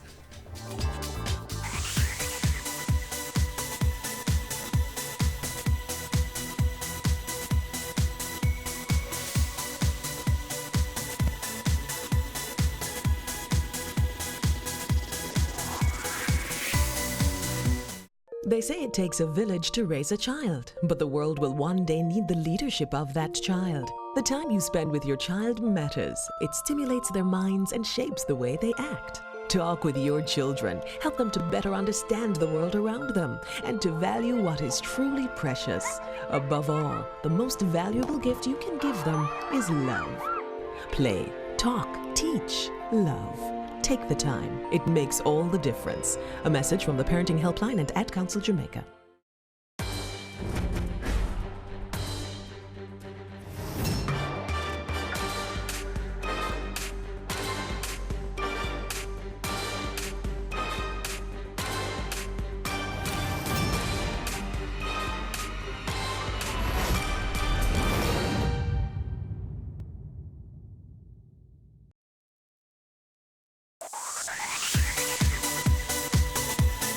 You're watching Business Access TV. Business Access. Business Access. Business Access. Business Access. You are watching Business Access TV. Business Access TV. Serious about business. Serious about business.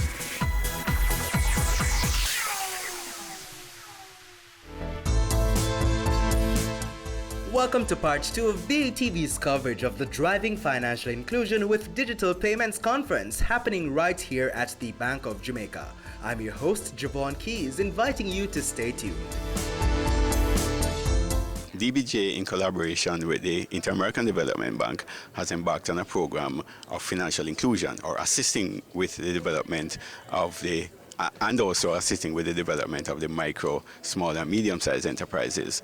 Now, an important part of the conference is to bring awareness to the availability of the relevant technologies that can assist in bringing efficiencies to businesses. So this conference is under the theme Electronic Retail Payments as well as Financial Inclusion, because we're seeking to bring micro and small businesses into the formal sector and for them to understand how they can utilize digital technology to improve their business operations. We think that the conference is timely because we're at a stage now in the market where there are 3 providers of call it non-traditional services, mobile money services, and one in the form of a prepaid MasterCard. Now, as it relates to mobile money, that particular service has been on the market for about 3 or 4 years, but the adoption of mobile money services has been below par. But mobile money has been used in other areas to move persons into the formal sector and to assist in reducing things like transaction costs for businesses. So we think it is timely now that our MSMEs seek to adopt this technology as they move towards improving business efficiency. As it relates to the presenters, we endeavor to bring presenters who are already in the space, persons who are aware of the technology, and persons who could contribute and help in convincing microfinance organizations as well as other stakeholders of the importance of moving Jamaica in this direction.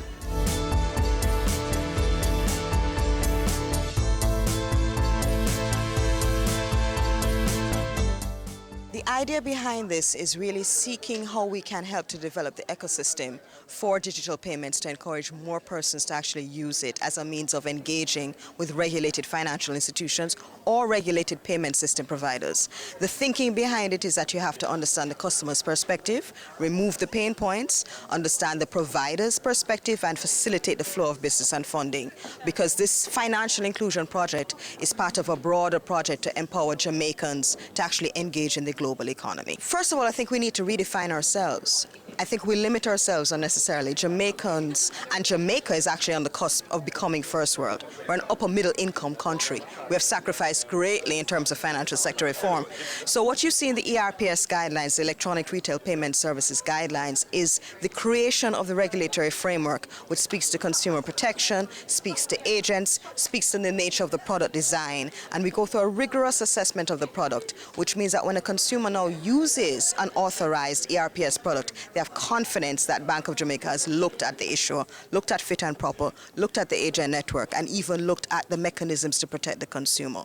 So, of course, data protection is critical, but what also needs to be remembered at each point is that this is a means of facilitating payments. So we have tiered levels because we understand that the transaction volume and the value of each transaction is important to the individual customer. So it's all being done from a customer perspective as well as ensuring you develop the ecosystem. We are about empowering Jamaicans and empowering our financial institutions and providers by bringing them together in a forum where we can speak about the areas that need to be improved upon and addressed. And the main takeaway for the Jamaicans would be that we can actually use digital payments to facilitate business and facilitate it easily with confidence, knowing the payment will go through, knowing that it will reach its intended recipient, and knowing that you have confidence at the end of the day, your wallet, your mobile wallet is in fact operating as it should to protect you.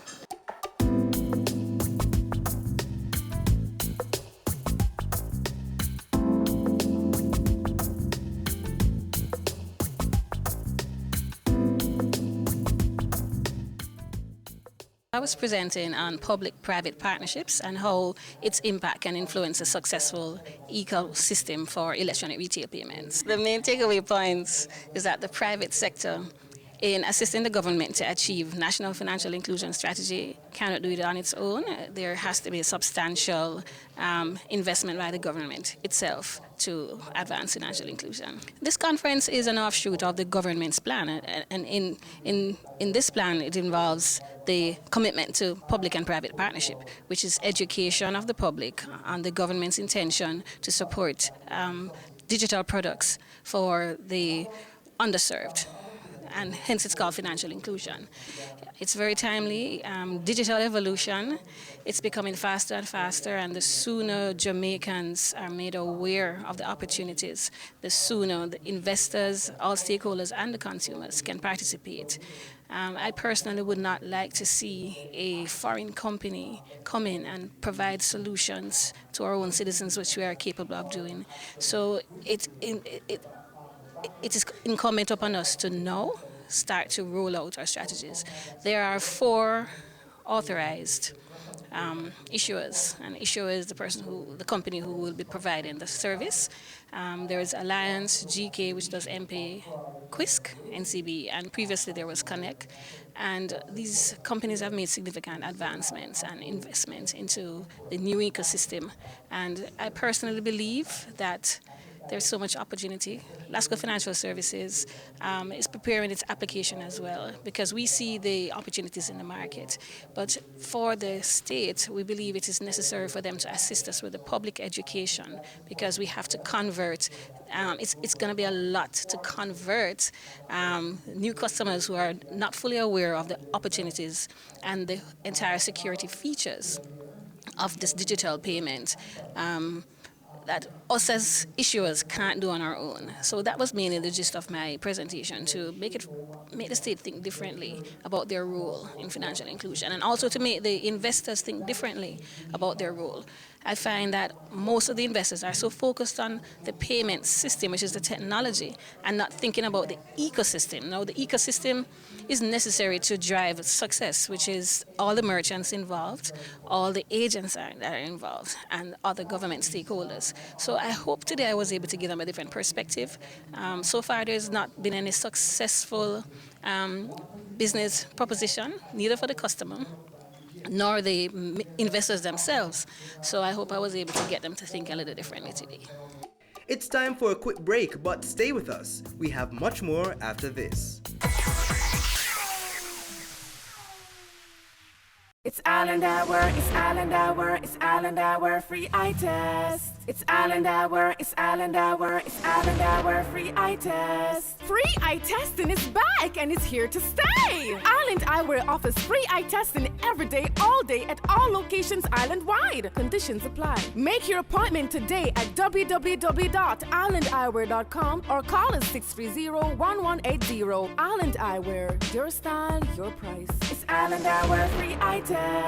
Doggin Global Business Process Outsourcing. Doggin Global can help you with your day-to-day administrative and secretarial needs. We provide solutions for streamlining your accounting and bookkeeping procedures, so you can get on with running your business while knowing that all the accounting and statutory needs are being taken care of.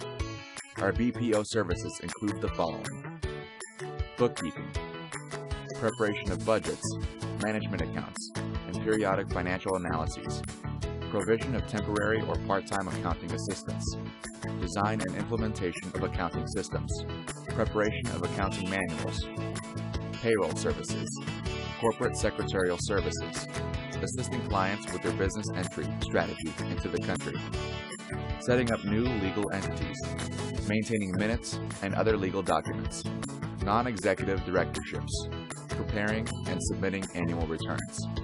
For additional information, contact us at email info@doggin.global, website www.doggin.global.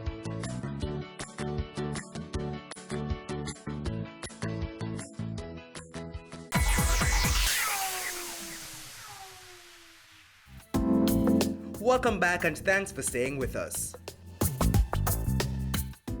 So people earn more as technology gets adopted. So that's on the macro side, but then there are overwhelming distributional effect of technology. The high school droppers, their real wage hasn't moved from 1963, from the 60s. So what happened with technology adoption is that those who are able to use those technologies are the one who benefit, because the technology is complementary to high skill. Think about powerful computers. You can do programming. Obviously, you program faster. You can run your code faster. But if you have robots are substitute to who? Robots are substitute to low-skilled workers. You still need high-skilled people to program those robots. So in equilibrium, you would have more higher real wage, higher productivity for high-skilled workers, and lower real wage for low-skilled workers. Because the demand for those low-skilled is lower because they get substituted with robots, but the demand for high-skill is higher because you need more high-skilled people to program and to actually operate those robots. Now, that's the general perspective on technology, but you may wonder, is this time different? Is the digital revolution different from the previous technological change that occurred? In some respect, yes. but not totally. Yes, because this chart shows you the lag in the adoption of technologies. So if you look at earlier technologies in terms of motor engines, they were slow. The adoption of those technologies was slower. So the digital is faster to adopt, maybe because of the nature of the technology itself. But the reality is that the changes that we've seen over the past 50 years, you may have to double that. You'll be thinking about it 50 years ahead, because technology diffusion is faster. Now, I do believe that people learn fast. I mean, if, we saw yesterday in the keynote there was a top-down approach to financial inclusion, which in the case of Jamaica could mean the path benefits are channeled through funds. And as you do that, that alone, if people are already aware that my path benefit will be coming on my phone, it unlocks that possibility to use funds as device to mobile service and all. So I think there is some scope for top-down in terms of what the policy can do to incentivize those behaviors. In some other countries where the private sector is very large and have a lot of access to credit, they could also engineer, they could facilitate that process. But I think in developing countries there is a scope for maybe for government to kind of fuel the process. I was essentially looking back and to see how technology, what has been the impact on technology, on work, technology on distribution. And the key message there is that technological advancement have generally been associated with higher growth, higher productivity, and higher real wages on aggregate. But they also come with some challenges because when there are new technology, some people get displaced because some new jobs get created as a substitution to some of the old jobs. So usually technology are more skill biased. So those people who have skills are complementary to technology. Like if you need robots, you're essentially substituting low-skill jobs. But those people who can operate the robots and program the robots, those are the people who, in the first instance, benefit the most.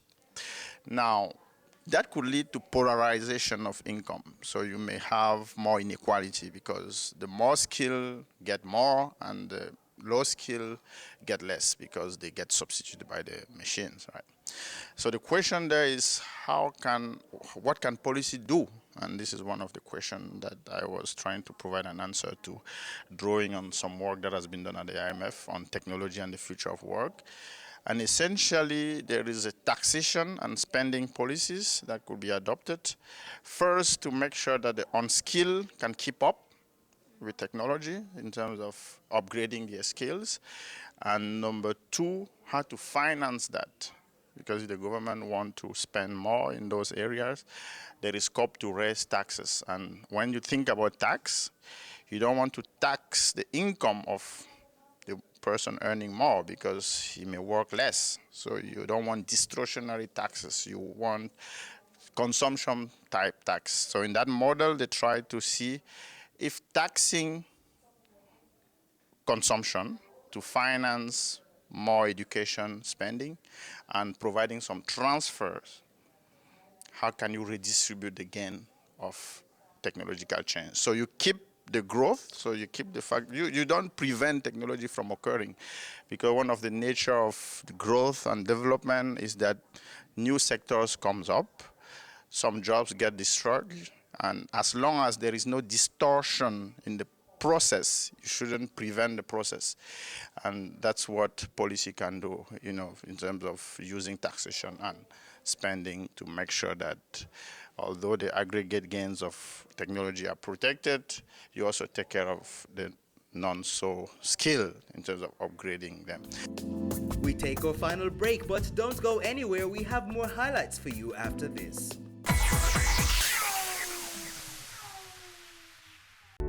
Crow Jamaica Risk Management Services, RMS. Risk management has become indispensable to a company's business operations and management strategy in this complex environment nowadays. Crow Jamaica risk management experts help to turn every risk into an opportunity. We are experienced in providing customized solutions to manage risks and increase transparency and accountability of the companies. Our core services include internal audit, internal control review, corporate governance, corporate compliance, etc. Our team can help you make smarter, more effective decisions. Let's have a conversation. Contact us at email people@crowjm.com, website www.crowjm.com. Your business matters. Business Access TV offers you the most innovative and effective advertising solution for your business, specializing in B2B sales, cost-effective solutions, the customers you want, the repetition you need. No matter the size and nature of your company, your business matters. Call us at 876-291-6233 or 876-376-4225. Email sales@batvja.com.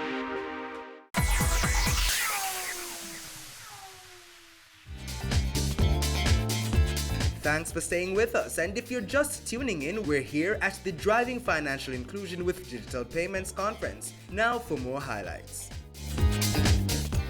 Security incidents have been increasing in sophistication, frequency, and the magnitude of impact.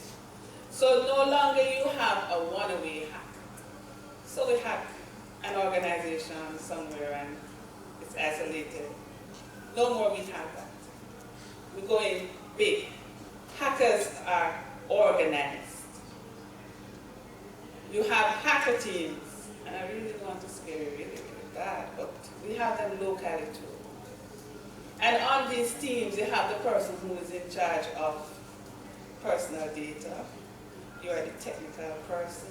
You do the social engineering. Different persons have their different roles. So they're dedicated to what they do. This is their job. Figure out how to get into a certain amount of accounts and take out the money. These incidents, as I may have alluded to before, affect the reputation of the company, their finances, and even their physical assets, because they can take down your networks. This undermines your competitiveness and your ability to innovate and position yourself in the marketplace. You can suffer tangible, physical, or economic harm. Security incidents can impose significant costs on an economy as a whole, eroding trust and spreads across sectors. The attacks themselves may be intentional. So they may sit and plan for a year that look, we're coming for Bank of Jamaica. However, it may also be unintentional. You may just have that one user that's clicked on the wrong thing. A lot of times, that happens. What are some of the ways in which this can happen? Now, research has shown that the biggest security issue in any organization is the human factor. So you spend all this money and you buy the latest firewalls and you have all the policies in place. But if your users are not aware, if they don't know that Mr. Morrison's name does not have an S, it can cause a problem. So you have to be aware, you have to be really conscious of these things. Think about it. You must have policies and procedures in place. As the leaders, as the managers of the organizations, you have to ensure that you have the end user policies, your social media policies. I know these are things we generally don't think about because they're not traditional, but it's the age in which we're living again. You must look at things such as passwords. You have to ensure that their users know that their name is not a good password. They also need to be aware of the fact that when you give them a set of credentials, it's theirs. And anything happens under those credentials, they are responsible. And always be careful of opening and following links in unsolicited mail. If you don't know the person, like me and the cyberjutsu person, don't be clicking at them. as much as it may make you feel good. The feel good factor is what they used to get. And what we say, always we say, protect yourself online and think before you click. And I've even gone further now to say think before you post, because some of the things that you're posting, they're even more dangerous than somebody stealing your phone. I spoke about the need for persons to be aware of the issues that can arise with using online platforms as well as using electronic devices. So we want people to know that while there are good uses, and I did speak to some of the uses of social media in marketing and in promoting a business, there are some risks that exist, and I gave some examples as to how to manage those risks. Companies need to do all that is necessary to protect consumers' data. Why I don't think sometimes they realize that this data that they hold is valuable to other organizations, some not necessarily legal organizations as well, for all sorts of use. And that is what we're trying to get across, that companies need to realize that you're holding personal data and other persons are interested in this data, so it is your responsibility to protect it. When you're using online platforms, when you're using electronic devices, think before you click, think before you post with social media. You need to consider the impact that whatever you post may have, not only on you, but on others. Thinking before you click can save yourself and your organization a lot of trouble. As it relates to a digital world, and as users and consumers increase their usage, and the intention is that as technology improves and increase, then more and more persons should take up the use, especially to do businesses and services. But the direction that we're heading is good, but we also have to think about the negative side of things, in the sense that there are challenges with respect to security aspect of what we do. We do a lot of business online. We do a lot of transaction, point of sale services. All of these things, pose risk and threat for the consumers. Criminals are out there. They're understudying and looking at how things move on and progress with respect to businesses, whether it's online businesses and things like that. They can get involved in studying your patterns of usage online. Say, for example, if you pay bills online, if you shop online, normally you'll put your information about your card online, your PIN number online. Criminals can now send, malicious software to your smart devices. Once it gets on your devices, these criminals now have access to your information. It dumps things like keyloggers, so when you're ready to put your card number in, they capture that number. It goes as far as turning on your camera system and turns on your audio system. Sounds very scary, but indeed it is so. I'm not here to let persons become paranoid, but becomes aware of the possibilities that are out there. Sometimes you go to point of sale to do your transactions. We have to be careful of the persons that are accepting your debit and credit card, because sometimes they work with the criminal underworld. They get things like skimmers, a similar thing to your swipe when you take it to the supermarket or gas station. Swipes. Criminals are now bringing into the country the fake ones, so that cashiers and persons who are accepting these cards, they will have the fake, what we call a skimmer. Once you make your payment and you're not paying attention, these persons can swipe these cards, capture the information about your card, recreate your card, or get into your account. So I'd advise shoppers, when you go to the gas station, don't just give your card and turn your back, or let the attendant go away with your card.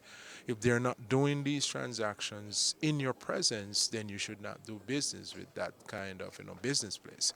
So these are some of the things, we just want you to be aware that these are the possibilities, and you have to be vigilant as a user and as a consumer because the more and more we move into a cashless society, it becomes more challenging for law enforcement to investigate these cases.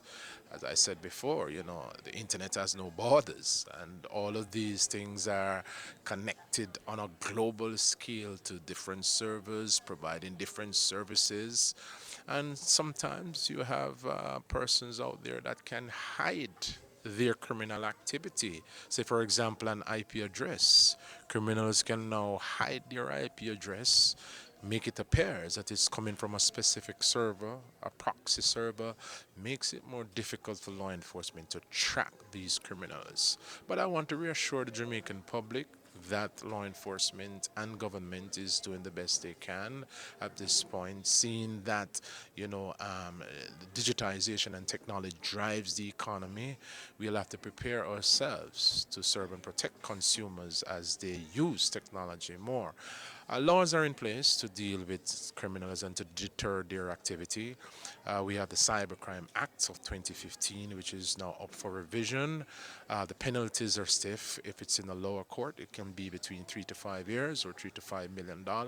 If it's in the upper court, you can get a maximum of 20 years or $20 million. And these are some of the things we are putting in place to deter criminal activity. Of course, the police department do have a specific unit that deals with the investigation of these types of crimes. Personnel have been trained and have the necessary skill set that can investigate these matters. Another thing is that Jamaica is a part of a global network of investigators and skilled person who can investigate these cases. So because the internet has no borders, it means that a perpetrator can, have access to your information from outside of Jamaica, which means that you need the support of other countries. Jamaica is a part of a 24/7 network, which comprises of about 80 different countries. So if a perpetrator appears to be coming from country X, once that country is a part of the network, then they will collaborate and support the investigation with the local police department. And that is something that, we want consumers to be reassured that indeed we are trying to keep up with the game as criminals get more sophisticated. And that brings us to the end of part 2 of our 2-part coverage of the Driving Financial Inclusion with Digital Payments conference. Until next time, I'm Javon Keys, inviting you to stay tuned to Business Access TV, serious about business.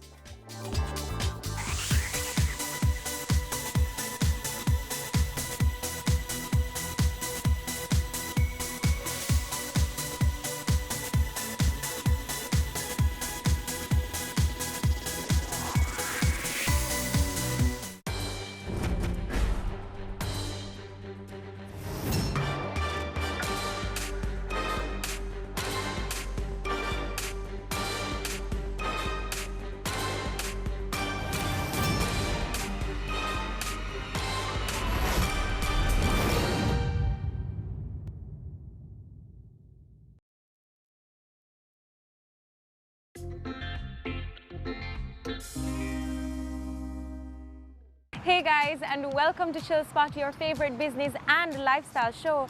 Today we're going to be hanging out with Caroline Smith, marketing implementer for the Western Caribbean at Sol Petroleum. She's going to be taking us shopping at Fashion 911, and then it's off to be pampered at Adam and Eve. So don't go anywhere, much more Chill Spot after this.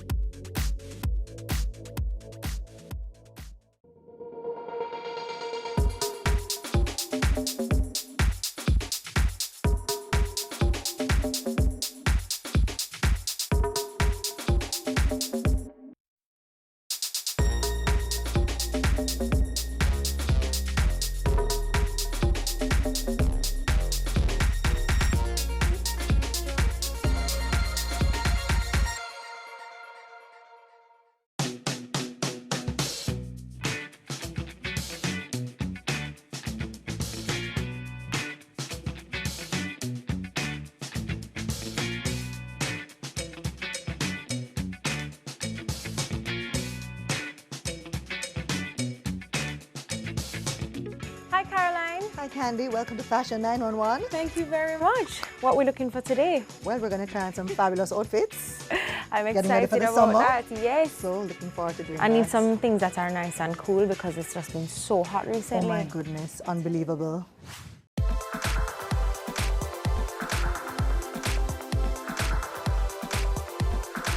So I see that you like to shop. Talk to us about why looking good is so important to you. Well, image is everything. I mean, yes, we need our morals and we need to portray the right qualities, but people look at your outside and how you look. So I always encourage persons to try to have a clean, simple look, but make sure you portray your best. And what about Fashion 911? Why do you like to shop here? I like to shop here because it's a little hidden, so it's not always very crowded. It's just a good crowd. The people here are very courteous, very pleasant, and they're always willing to serve you with a smile. So that's the reason why I keep coming here. And of course, they have cute stuff, especially with the summer coming up. I think it'd be an ideal opportunity to get some stuff for happenings that are, you know, coming up soon. For sure. And Caroline, describe your sense of style for us. I would say very simple, very clean. I don't like a lot of clutter. Right. For an evening out, I tend to do more dresses, not so much jeans. So I would say minimalistic, clean, sophisticated. What about your work style? My work style is also very simple. I tend to do a lot of dresses as opposed to separates. Right. Because I find dresses to be very easy. Yes, so I tend to do a lot of for sure. tailored dresses and heels. Well, I think I'm going to look for some things to wear to some events this summer. And I must mention that this outfit is actually from Fashion 911. Oh, awesome. So, looking very good. thank you very much. So let's get to the shopping. Certainly, I'm excited. Yes.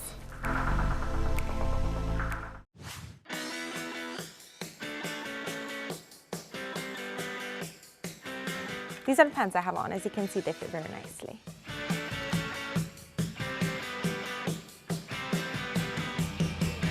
I look like a Western. Yeah.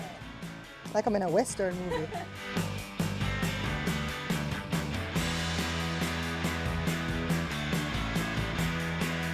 Oh, Candy, I love this. They look cute on you. Yes, I'll try this on for sure. Definitely.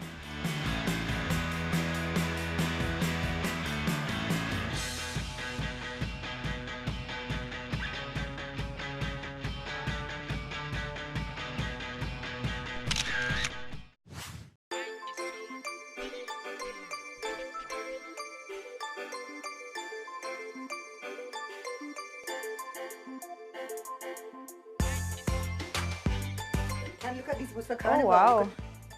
These dazzle are, them. I could, and they're so light. Exactly. Lovely.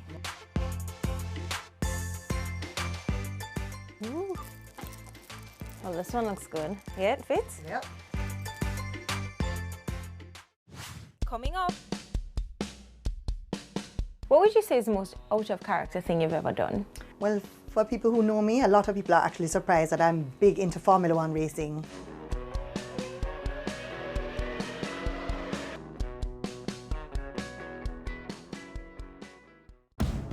I'm 36.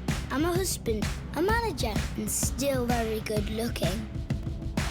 In 2 hours, I have the most important meeting of my life. But first, it's time to play.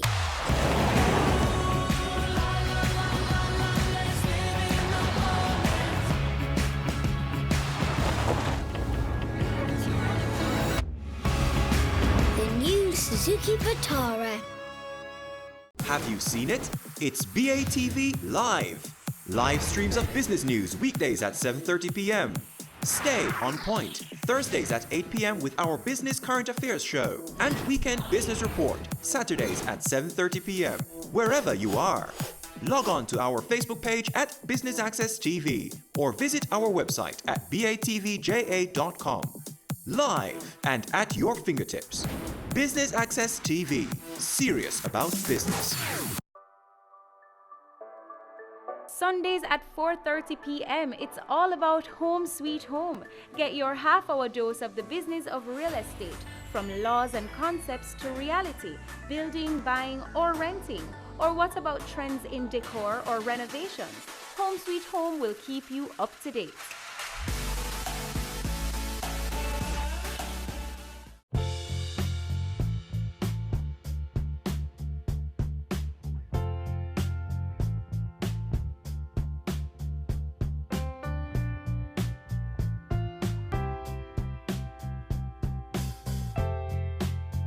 So Caroline, describe yourself on a personal level.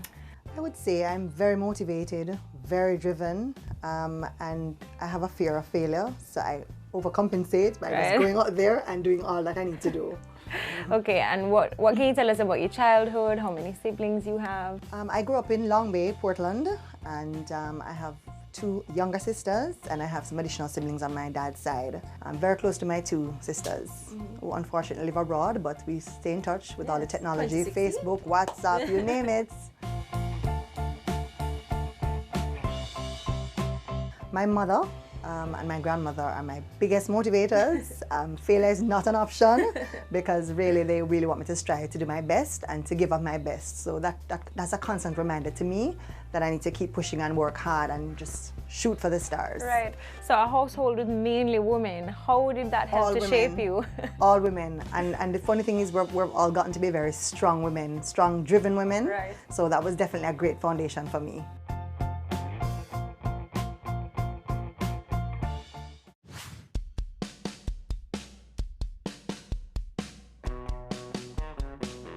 The beach is really a big draw. I remember as a child, I used to always, be swimming in the ocean. Our hair would be bleached blonde from the sun and the salt, and we just really had an awesome time. I left Portland and went to St. Anne when I graduated high school, and of course, Titchfield High School is my alma mater. Okay. Yes, I did everything there. I was a prefect, farm captain, sports captain. So you're one of those that was involved in everything. I was in everything, and I think a lot of that foundation has really helped me to develop into the person that I am today. Okay, and after Titchfield, what happened? What about college? After Titchfield, I did a stint at Cornell University in New York, and I also did some studies at Brownstone Community College. At the time, hospitality management was my major. What would you say is the most out-of-character thing you've ever done? Well, for people who know me, a lot of people are actually surprised that I'm big into Formula One racing. Formula One racing? Formula One racing. I actually support the Ferrari team, Ferrari/Shell, and my driver is actually Vettel. So he came second the other day? He came second in the Canadian Grand Prix. I know this not because I watched it, but my dad did. So. That was a very exciting race, very exciting race.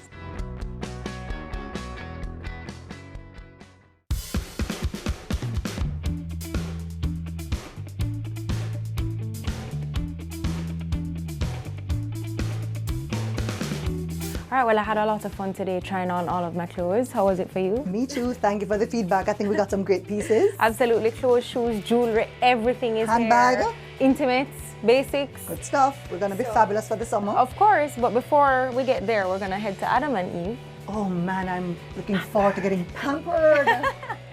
Let's go.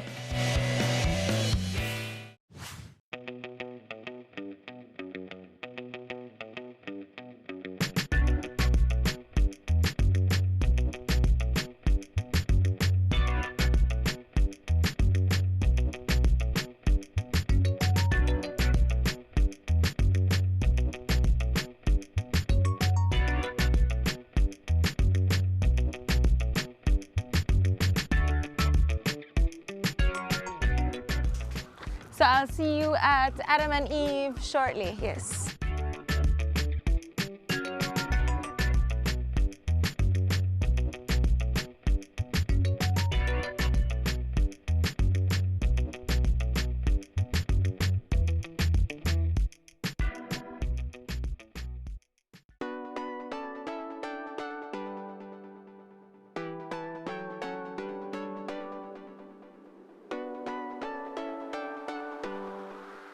Hi, Caroline. Hi, Candy. Good to see you again. So we're here at Adam and Eve. I'm so excited. Yes. How often do you like to come? I like to come every other week at least. And what do you do when you come here? Everything? When I come, almost everything. Oh, I tell you, I like to get a facial. The facials here are just the best. Yes. Very professional. The technique is excellent. I like to get a manicure and pedicure as well, and I love to get my hair done. But today we're going to be doing the mani-pedi, a massage, and a facial. And what are some of the benefits you'd say of promoting this sort of wellness within yourself? Well, it's very important to de-stress because balance is important. Of course. And I work really hard, and the job can get to be a bit stressful at times, even though I enjoy it. So it's good to come and just get pampered and just enjoy.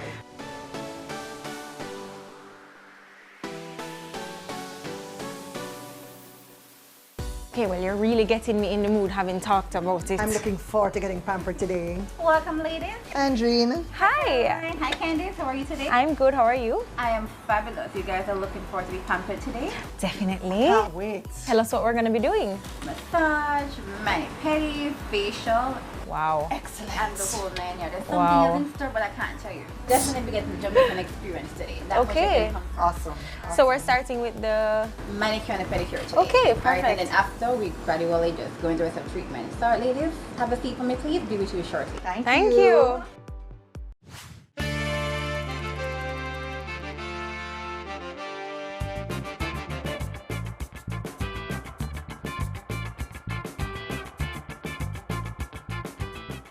Hi. Hi, Malcolm. Good to see you. This is Candy. Hi, Candy. So, you'll be taking us up to do our mani-pedis? Yes, we're going to be doing the Jamaican manicure pedicure, which is dubbed the rock steady. All right. Oh, yes, sounds everything's good. Jamaican today.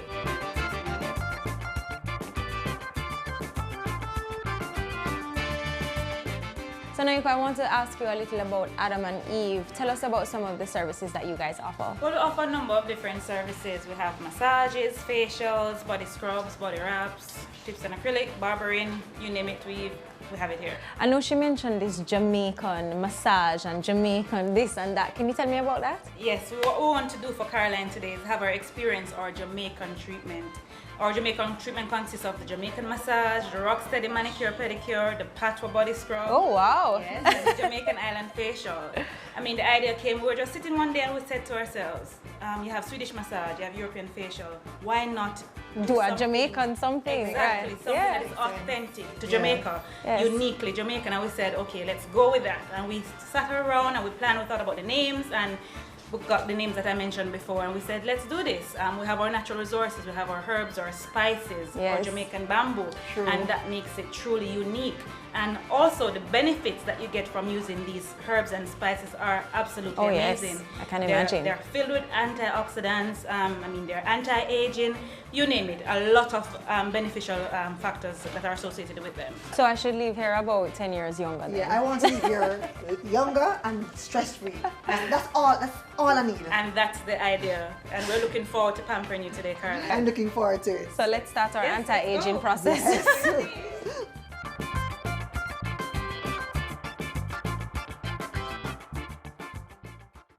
Coming up. Caroline, how would you describe yourself as a leader? As a leader, I would say I can be a bit demanding, but then I don't demand any more of anyone than I demand of myself. Right. I'm a hard worker, so I expect persons to be hard workers as well. Right.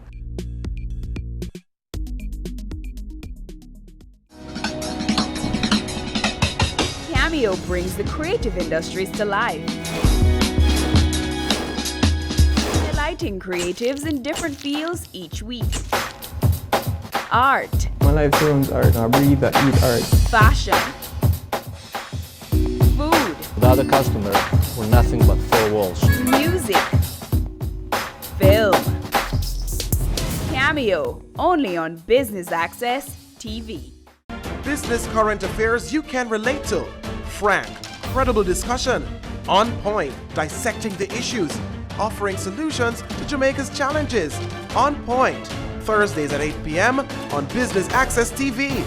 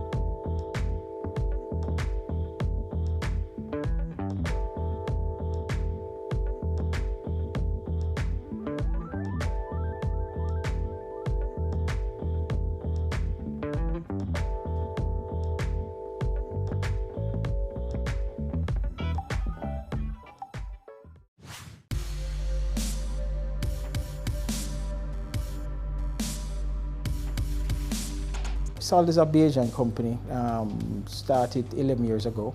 Now we're in 23 countries. We started out in the Eastern Caribbean when we acquired the Shell assets. Over the years we have grown. Jamaica started as number 19 back in 2013. We are now 3 years old. We just celebrated that recently.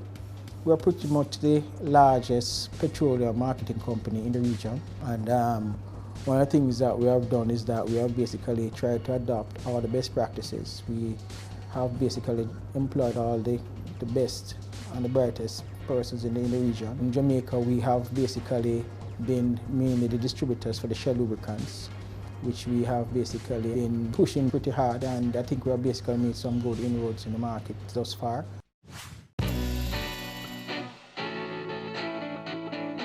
In Jamaica, we have a very small team. We have a complement of 25 people. But our sales and marketing team is a smaller company. We are very tight-knit. Caroline is what we call the great motivator for the team. She's a big team player, very reliable, very energetic, never stops. So we tend to use her as a vice master because she always rallies things for us, whether it even be staff engagement activities, we have the marketing activities. She normally spearheads those things for us. So for me personally, I rely on her for a lot of things. I know when I give her something to do, I don't have to worry about it. She is very instrumental in this organization, and sometimes when I don't see her for a long periods of time, I say, who's trying to take you away from me? And she's a nobody boss because, there's no way I'm going to leave you. So we have that type of connection. So I just think it's one of the best things that could ever happen to this organization that she's here, because there are a lot of things that I think that she's just right for. Caroline can be a hardball. We have had our fights in terms of, and I mean positive fights. If I say something that she doesn't agree, she'll tell me. She knows I'm very stubborn, but she knows how to basically bring me to a level to say, okay, boss, think about it this way. So, and she makes her points very, heard, and she give her point. She's not gonna just walk away. So if we agree to disagree, we agree to disagree. But she's gonna tell you that she doesn't agree, which is what I like. I like to be challenged, and she challenge you. I like the fact that she keeps me balanced, because you need that sometimes. Because a lot of things rest with you, and when you make the decisions, you have to take responsibility for it. So it is good that you can trust somebody to guide you sometimes, because sometimes I work with what her suggestions are, and it works on many occasions. So I have no problems.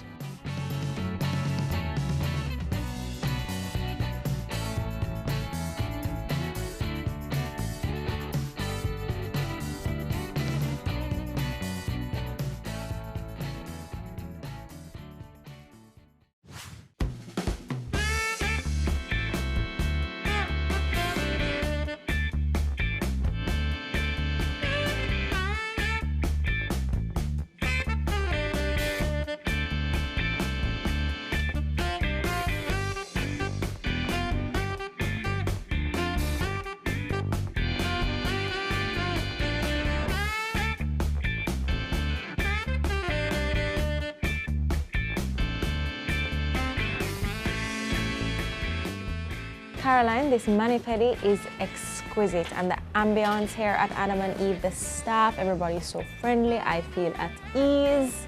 I could fall asleep. But you understand why I come here, right? I do.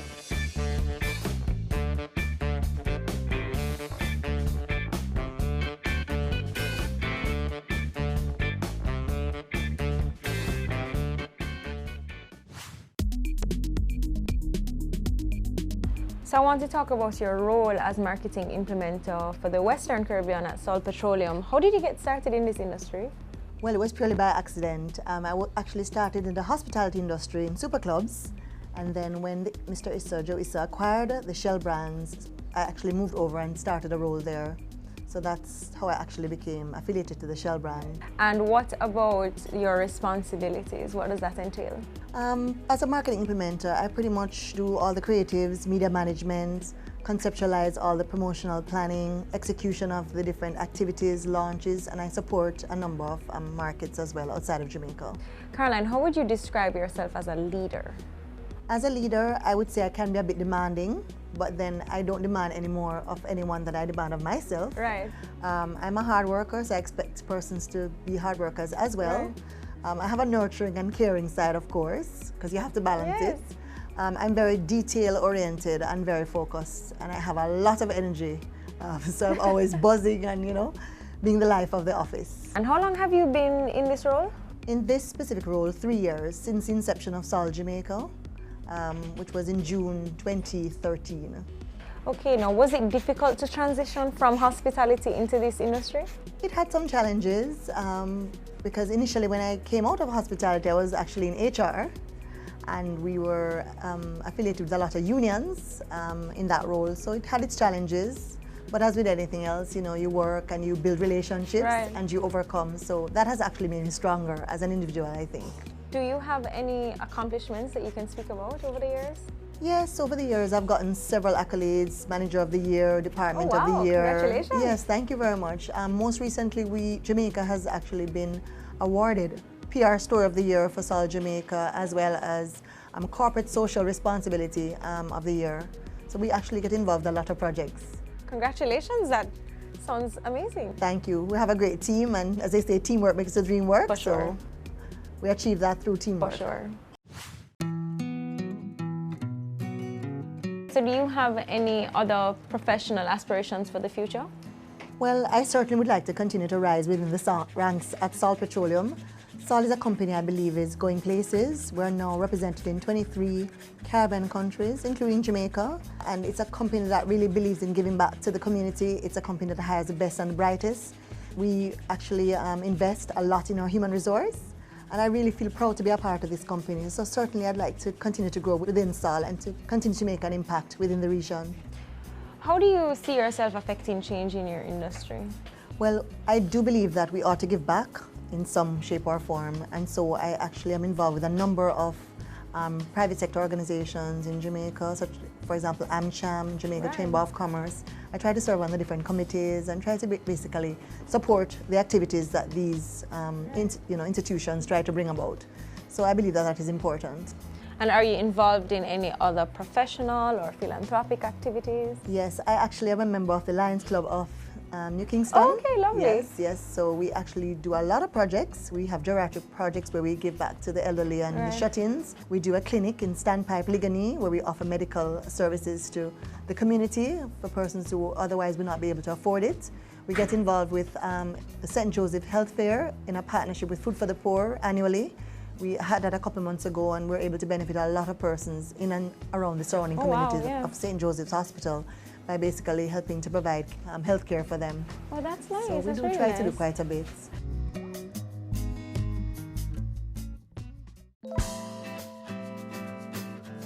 Who or what would you say is your motivation? I am intrinsically motivated for the most part. My mother is also another source of motivation for me. Right. My mother has worked really hard to help me to become the person I am today, and I really want to let her down. So every time I think about quitting anything, I hear her voice, pushing me along. Caroline, you can't quit, and that actually motivates me and propels me to even achieve even further and higher than I even intended to go. Do you have any words of advice for people who have to deal with demanding bosses or bosses who expect a lot? Yes, don't think it as all negative, because I've had my share of demanding bosses, and for me it stretches me as an individual. It makes me more effective, makes me more efficient in conducting my role and responsibilities. So definitely don't think of it as a negative. It'll make you be a stronger person, a more professional person. Right. Well, Caroline, thank you for an amazing day. It was our girls' day out, of course, shopping and then coming here to be pampered. It was amazing. So thank you very much. It was, Candy, and it was great getting to know you. I always see you on TV, so it was great getting to know you, and I realized that you're a very down-to-earth person. Oh, so it was thank you so certainly much, my pleasure, Caroline. and I'm glad to be able to take you to my hideaway. Lovely.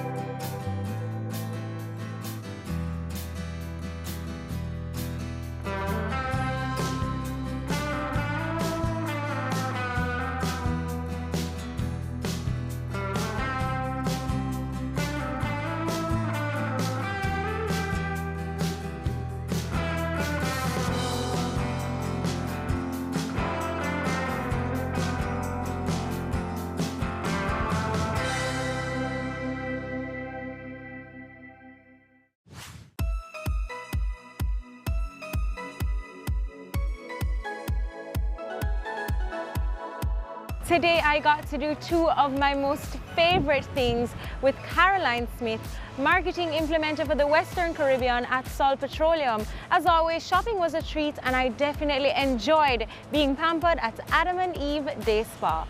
Until next Friday, I'm Candy for Chill Spot. Bye. Woo, what is that now? Woo, wanna see this or something there? Scrub. You need to get this. You need to get this. Who excited like me? Who hand can soft like mine? All right, I'm ready. This is for beach party? Okay. It's cute, but I'm not sure what occasion it would be for. Hold on, it's no drop off. Right? Hold on, let me get this back on there properly. Guys, don't film this first.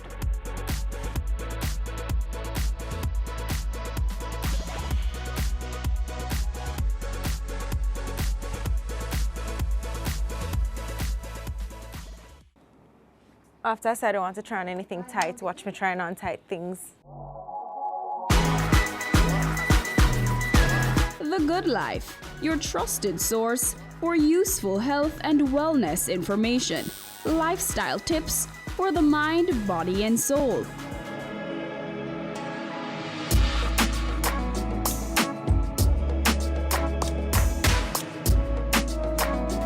Tune in Tuesdays at 8:30 p.m. on Business Access TV.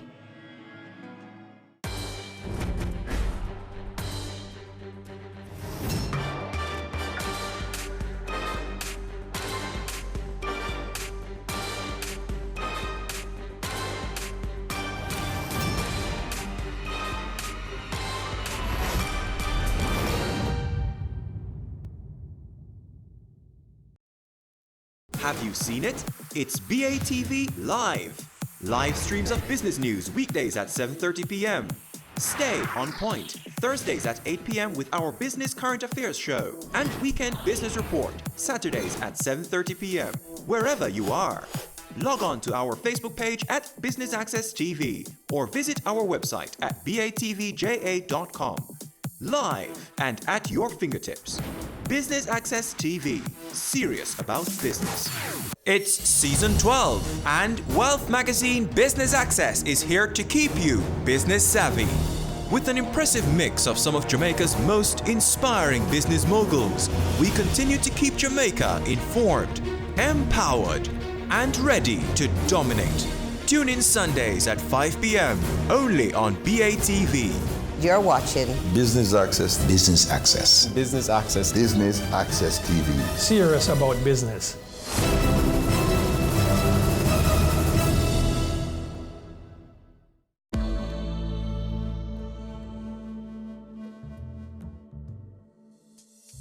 Welcome to The Good Life. I'm your host, Amita Prasad Webb. Now, it is said that we are what we eat, that we feed our mind, body, and even spirit with what we consume. On this episode of The Good Life, we talk food in the form of nutrition therapy with nutrition therapist Stacey Akon. Stick and stay.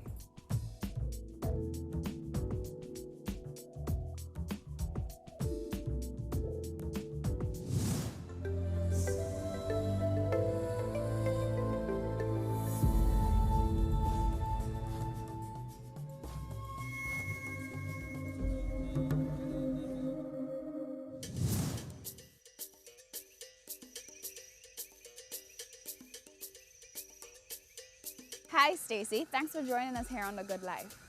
Hi, Amita. Thank you so much for having me today. Happy to have you. So I know that health and nutrition is your thing. Talk to us about what exactly is nutrition therapy. Okay, so nutrition therapy really is using an evidence-based approach to maximize a person's health potential.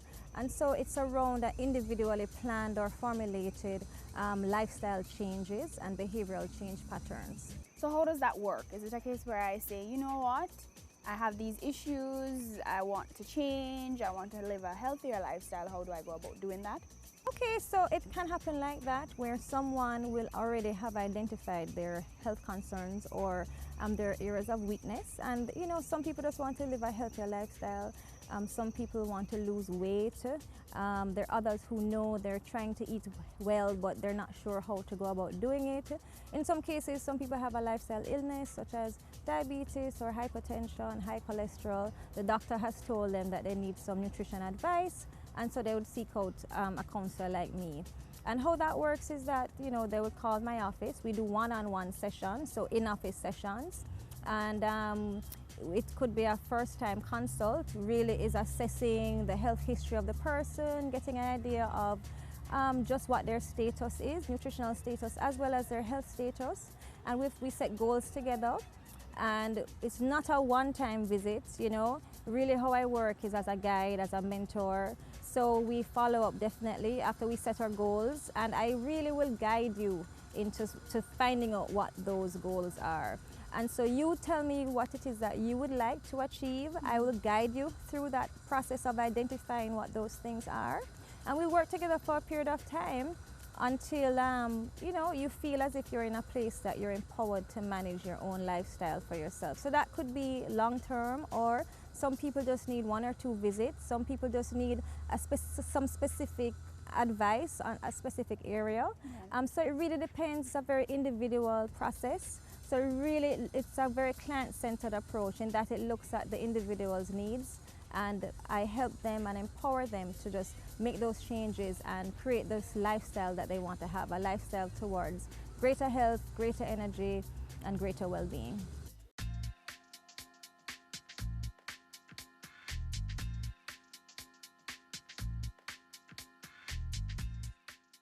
How did you get into food and nutrition? At one point I wanted to become a chef, so I actually did go to formal culinary training to pursue that career. So I worked within the hotel industry in restaurants for a little bit. Now I transitioned into health after my own experience with illness. So a few years ago I experienced kidney disease, and I had to find a way to use food to help to turn around my situation. So it was very impactful. And I was exposed to the right material through research that I was doing already. And I really believe that because I changed my diet and I came off some of those foods that would become loads or toxic loads to my kidneys, I feel as if that is really what, I know that that is what had impacted my recovery, my quick recovery.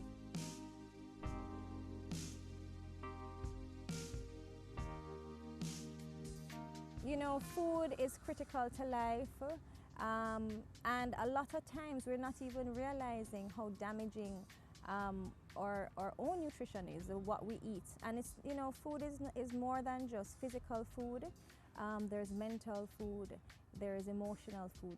So the question of what are we feeding ourselves, it goes beyond just what we're putting in our mouth, but it also has to do with what are we thinking, what are we feeling? Because a lot of times those are the things that will impact what goes in our mouth, what we choose. So if we're stressed out and we don't have a lot of time, you know, then we can't focus on food prep so much. And so therefore we're disadvantaged in that area.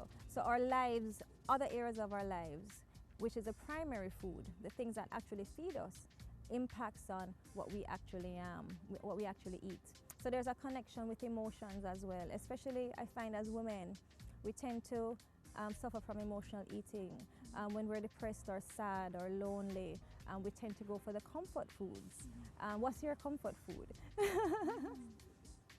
Comfort food, like stewed, anything stewed, like carbs, rice and bread, okay, pasta. And pasta. See, so for some reason the foods that we find comforting are those high-fat foods. You know, the creamy sauces, the ice creams. But unfortunately, because a lot of us don't know how to manage our emotions, we tend to go in a cycle. So every week or every day we feel a little depressed. We feel like we need something to pick us up, and so we may make inappropriate choices for our health because we're not managing our emotional well-being as well. So the idea of coaching or health coaching it takes into consideration the entire person, not just what they're eating, but also how other things in their life could be affecting what they choose to nourish their physical bodies with.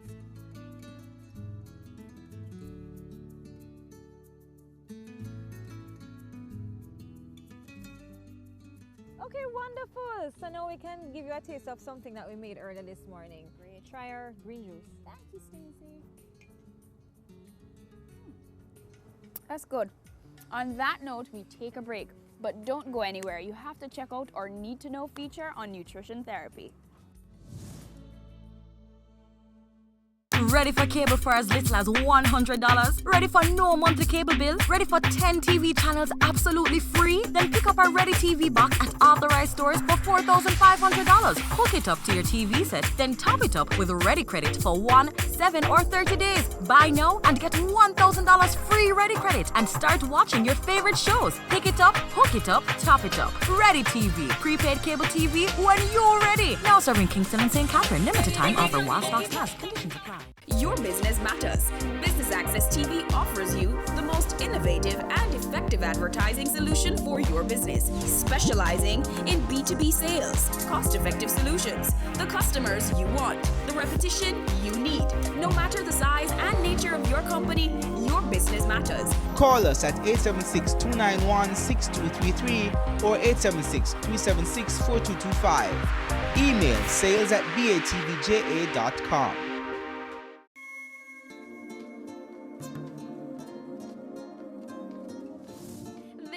Need to Know feature comes to you in the form of a cooking demonstration from health coach Stacey Aiken.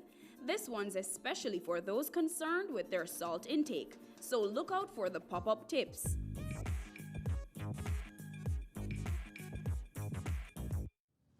We're going to be doing black beans, but we're going to be doing black beans as a burger or a patty. You could actually do this in a couple different ways. You could do it as meatballs, you could form it into balls, or you could even do a stew. But today I'm going to be doing black beans as a beef patty or a beef patty alternative for like a burger or for a wrap or just on a salad or anywhere else. So first I'm just heating my pan a little bit. And I'm going to be adding some wonderful Jamaican coconut oil, all right? I'm also going to be sauteing some onions.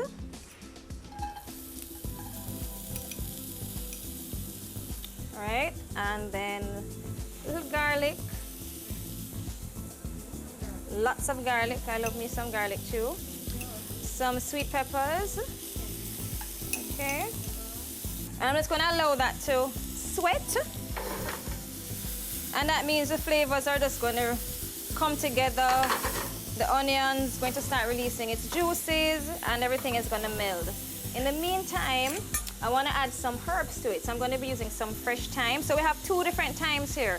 We have St. Andrew thyme, right, which is a small leaf thyme. This is St. Andrew thyme as we know it. I'm actually going to just put it straight into the pot. All right. But I'm also going to be using, anybody knows what this is? French. This is a French thyme. So this is lovely in stews, in soups. You can just throw it in the pot. Lovely flavor. It's very hearty. So I'm just going to be just dicing it a little bit, chopping it up. And you know, we have so many herbs in Jamaica that kind of grow wild because this thing kind of grows, just comes up in people's gardens, right?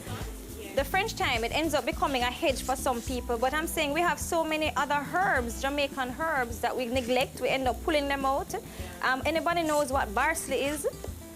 Parsley or basil, common basil, right? It's kind of tough, a little bit harsher, rougher than the regular European basil, but the flavor is wild basil. All right, so now we're getting a little bit of caramel. And before this starts to burn, I'm just going to add some black beans. So these black beans are from the tin, but you could also use them, soak them, cook them, right? Now for the people with hypertension, as I mentioned this morning, anything that can has a little bit of salt, so you want to rinse off some of that brine, okay? All right.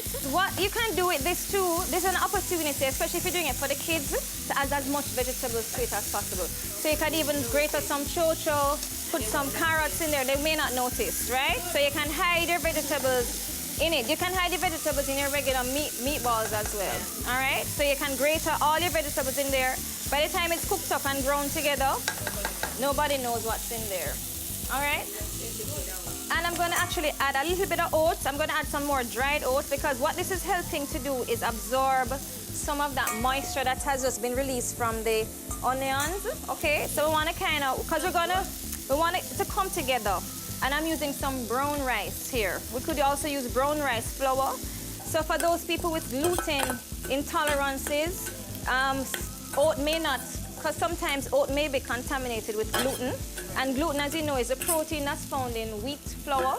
And some people are allergic to that, right?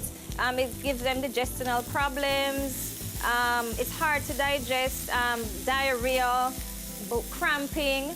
Yeah, for some people.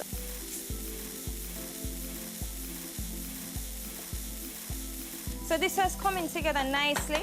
I'm just gonna add some herbs and spices. So this is some cumin.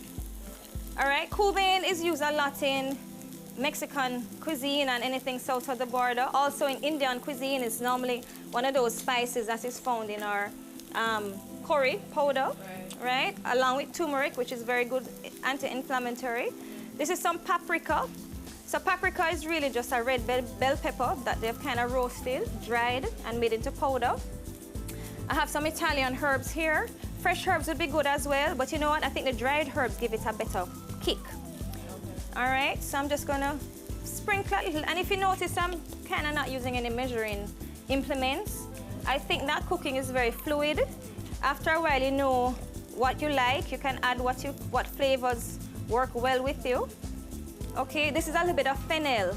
This is a little bit of a sweet spice. It's reminiscent of what you find in sausages, right? So I'm adding a little fennel there just to kind of give it a hint of sweetness and a little more savory.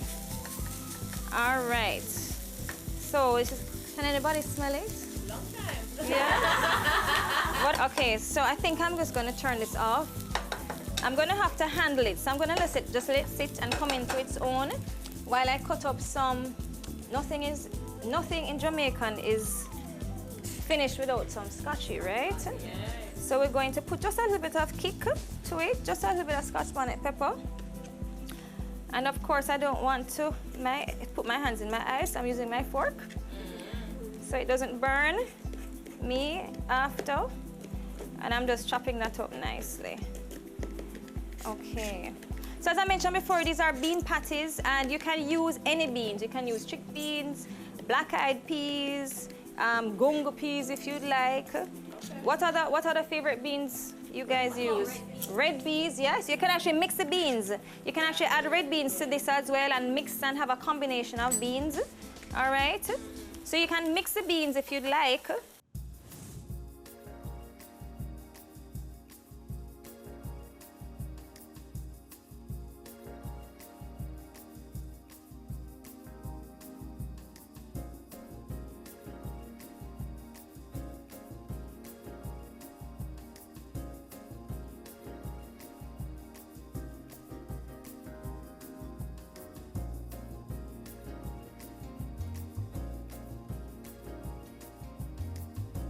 Okay, so what I have here is some flaxseed, right? What I've done is ground some flaxseed in a spice grinder because what I'm using, this is a vegan dish, so there's no eggs.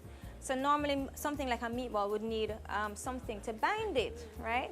So instead what I've done, I've heated some water and have put it on the flaxseed and allowed it to bloom because the flaxseed now will absorb some of that liquid and it's gonna act like a binder to this, right? So it will help to keep the meatball together. So I'm just gonna add some. It's about equal amounts of water to flaxseed, all right? So I've just allowed it, as I said, I've allowed it to bloom, so it's thick now because it's now waterlogged, all right? So I'm just gonna be mixing that up. And you definitely want to taste as you go because I'm gonna fry these up shortly. Really just browning them. So you want to taste it just to make sure the flavor is good. As I said, not even if you're hypertensive, but just in general, we as a population consume far times the amount of salt that we should. The recommended intake of salt, I think, is 2,300 milligrams. I mean, in a cup of soup, a cup of the packaged cup of soup, it has surpassed that by just one cup. So what you find if you have a lot of packaged products, chips, or even soup mix, bouillon cube, anything processed, a lot of times have salt is what I'm talking about. Sugar and salt, processed foods, all right? So I'm going to taste. I think it's good. I think it wants some more cumin. So I'm going to add a little bit more. Okay. All right, so this can be very messy, this next step. But I'm going to be utilizing some gloves here because I'm going to get my hands in it. Now, if you're at home and not preparing for people and your hands are clean, certainly go at it. It's quite fun. So all I'm going to be doing is just creating a nice ball shape here. Okay, and just flattening a little bit, right? I'm just going to add a little bit of oats to the bottom, right? Similar texture, just to give it a little something to kind of, not so it doesn't stick to the bottom of the pan.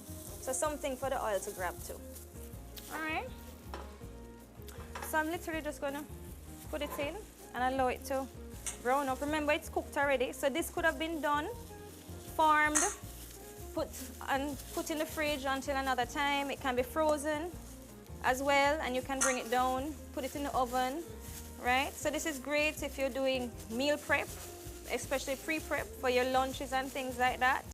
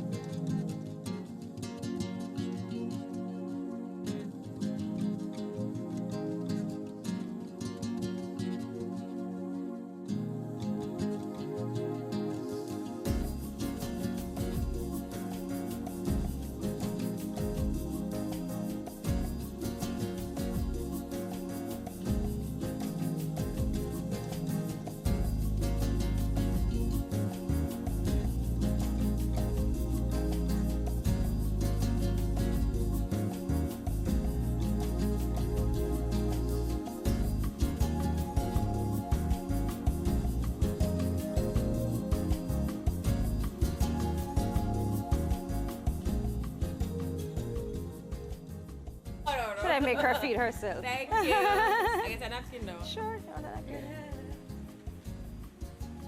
Well, it is good. It tastes the crunch. And you have the like a explosion of the spices. Yeah. And it doesn't have any sauce on there. And then I said you could have a salsa. I have some pineapple salsa on it, right? And that's one of the things you're concerned about. That makes great.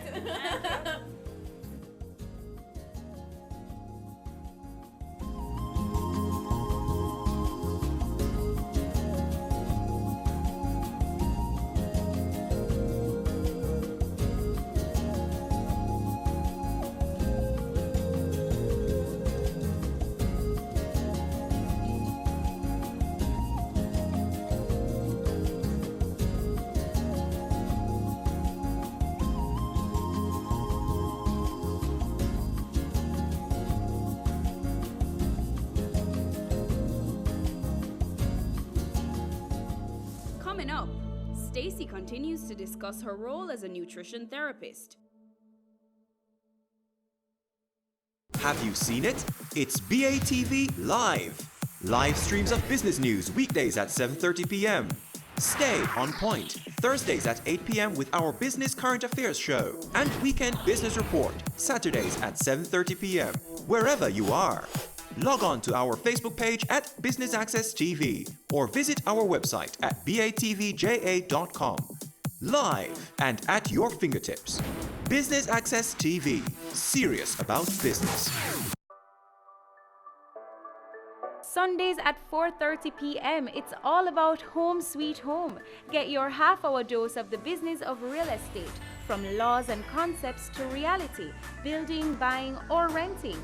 Or what about trends in decor or renovations? Home Sweet Home will keep you up to date.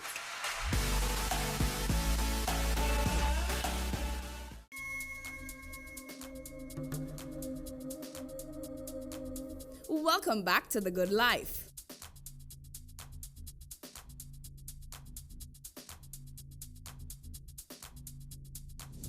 If you are just joining us, we are talking with nutrition therapist Stacey Aiken. A lot of people have benefited from her health coaching. Let's hear what they have to say. Well, my husband actually bought me a gift certificate to Stacey's health retreat. I think it was in 2013, and I thought that was a great Christmas present. The retreat was free just to be, and it was eye-opening, it was life-changing, I must say.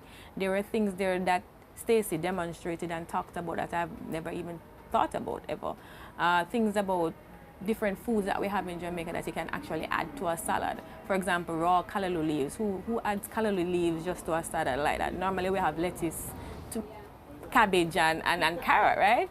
But so she explored food, Jamaican food, and I thought that was good. Coming out of that retreat, it changed my whole concept, my whole thinking of food in general and how you apply food to your body. So I'm one of those persons that like to snack, you know, your peanut brittle, anything that has a crunch. And Stacey showed me how to make just using seeds. So a little sunflower seed, some pumpkin seeds, and a little nut. Flaxseed, as you saw her use today, which is a great binding agent. I learned that as an alternative to using egg as a binding agent. And just to put that, mix that all together with the flaxseed in its gummy state so it sticks together. And to bake that, and you get an excellent, almost like a cracker. I thought crackers were just the flour crackers that you buy in the package, but it gave me that, you know, that crunch, and it tasted good and it was healthy. And she helped me to understand that I can make my own snack, things that I like that's healthy without having to buy something that's packaged and not very healthy for me.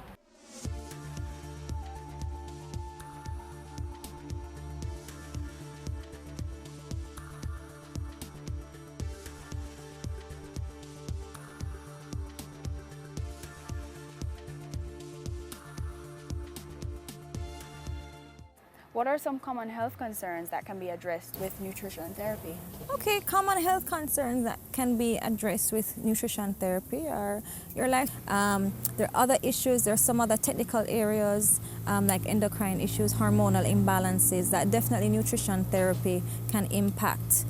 So basically, like anything that has a nutritional impact, such as the diseases I mentioned, which are very common in Jamaican society, especially as women. Women are at very high risk for progressing into a state of glucose intolerance that leads to diabetes. And many of our deaths around our country is linked to these lifestyle behavioral diseases. So many of my clients come with lifestyle illnesses such as hypertension, diabetes, and what I do with them is create awareness around the things that they're eating, and also recognizing that every client is different. So even though you may have diabetes and another patient may have diabetes, you can't prescribe the same nutritional plan for a client because they're individually different. We're all bio-individuals. Okay. So talk to me about bio-individuality. Bio-individuality is really just a term that recognizing just that we're all made differently, that we're all different. So there's an adage, a saying that says, one man's food is another man's poison. So it's recognizing that even around advising people about what is healthy or what is healthful, or what foods promote health, even around healthy type of foods, there are people who could have allergies to something that could be more nutritious. People have things like gluten intolerance, which is something that is propping up more these days. So it's recognizing that even though you may have the same health concern because of your allergies, because of your health history, your past, because of your whole lifestyle, you're different. And so what I do is find out what makes that person different. So you mentioned earlier that some women tend to be emotional eaters, and I'm sure some men fit into that category too. So how does our mental state affect the type of food choices that we make? That's a very good question. So many people are not aware of the mind-body connection, you know? When you're in a rush, you're rushing to work, you have a deadline, you might be tense. For instance, what happens to me when I'm under pressure, if I have a deadline, is that I may forget to eat, right? Or I may choose to eat the wrong things because I'm rushing on the road and all my body is saying to me, give me energy. So I may have a candy bar, or what I crave, maybe something high in calories, high in sugar, because my adrenaline is going and the body is telling me, give me more energy because I'm going into fight mode. Because remember, the brain is a warehouse, right? There's a lot of stuff happening. There's chemicals being released. And so those chemicals are communication signals to the rest of the body to kind of tell us how we should feed, how we should eat. So for instance, someone, as I mentioned before, you know, when you're depressed, there's a certain pattern that's associated with depressive eating. Comfort foods, that's why they're called comfort foods, because it actually brings us comfort. Food is very tied to our emotional state. There's some foods that really make us feel good, you know, and there are other foods that are kind of cold and it probably doesn't make us feel as warm as possible. Being aware that your mental state and your emotional state can impact on what you choose is the beginning of making those lifestyle choices. Sometimes in the month I feel a little bit more, you know, groggy, I feel a little bit depressed, but it's my hormones. It's hormones that the brain is releasing because of a certain time of the month or menstrual cycle. But being aware that that is happening to me and being aware of that's a natural part of my body's response, you know, it allows me, it empowers me to be able to choose, because I know I don't have to. I can override those signals and I can do the right thing that's for me. So awareness is key, and understanding the mind-body connection is key as well.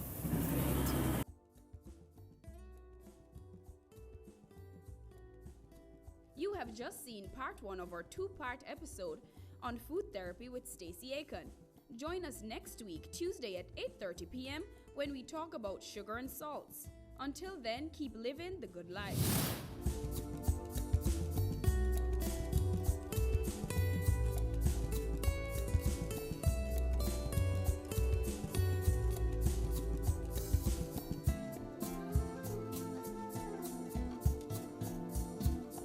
Business current affairs you can relate to.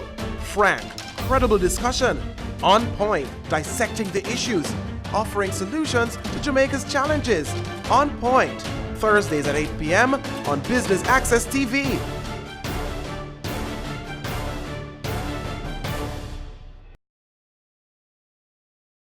It's season 12.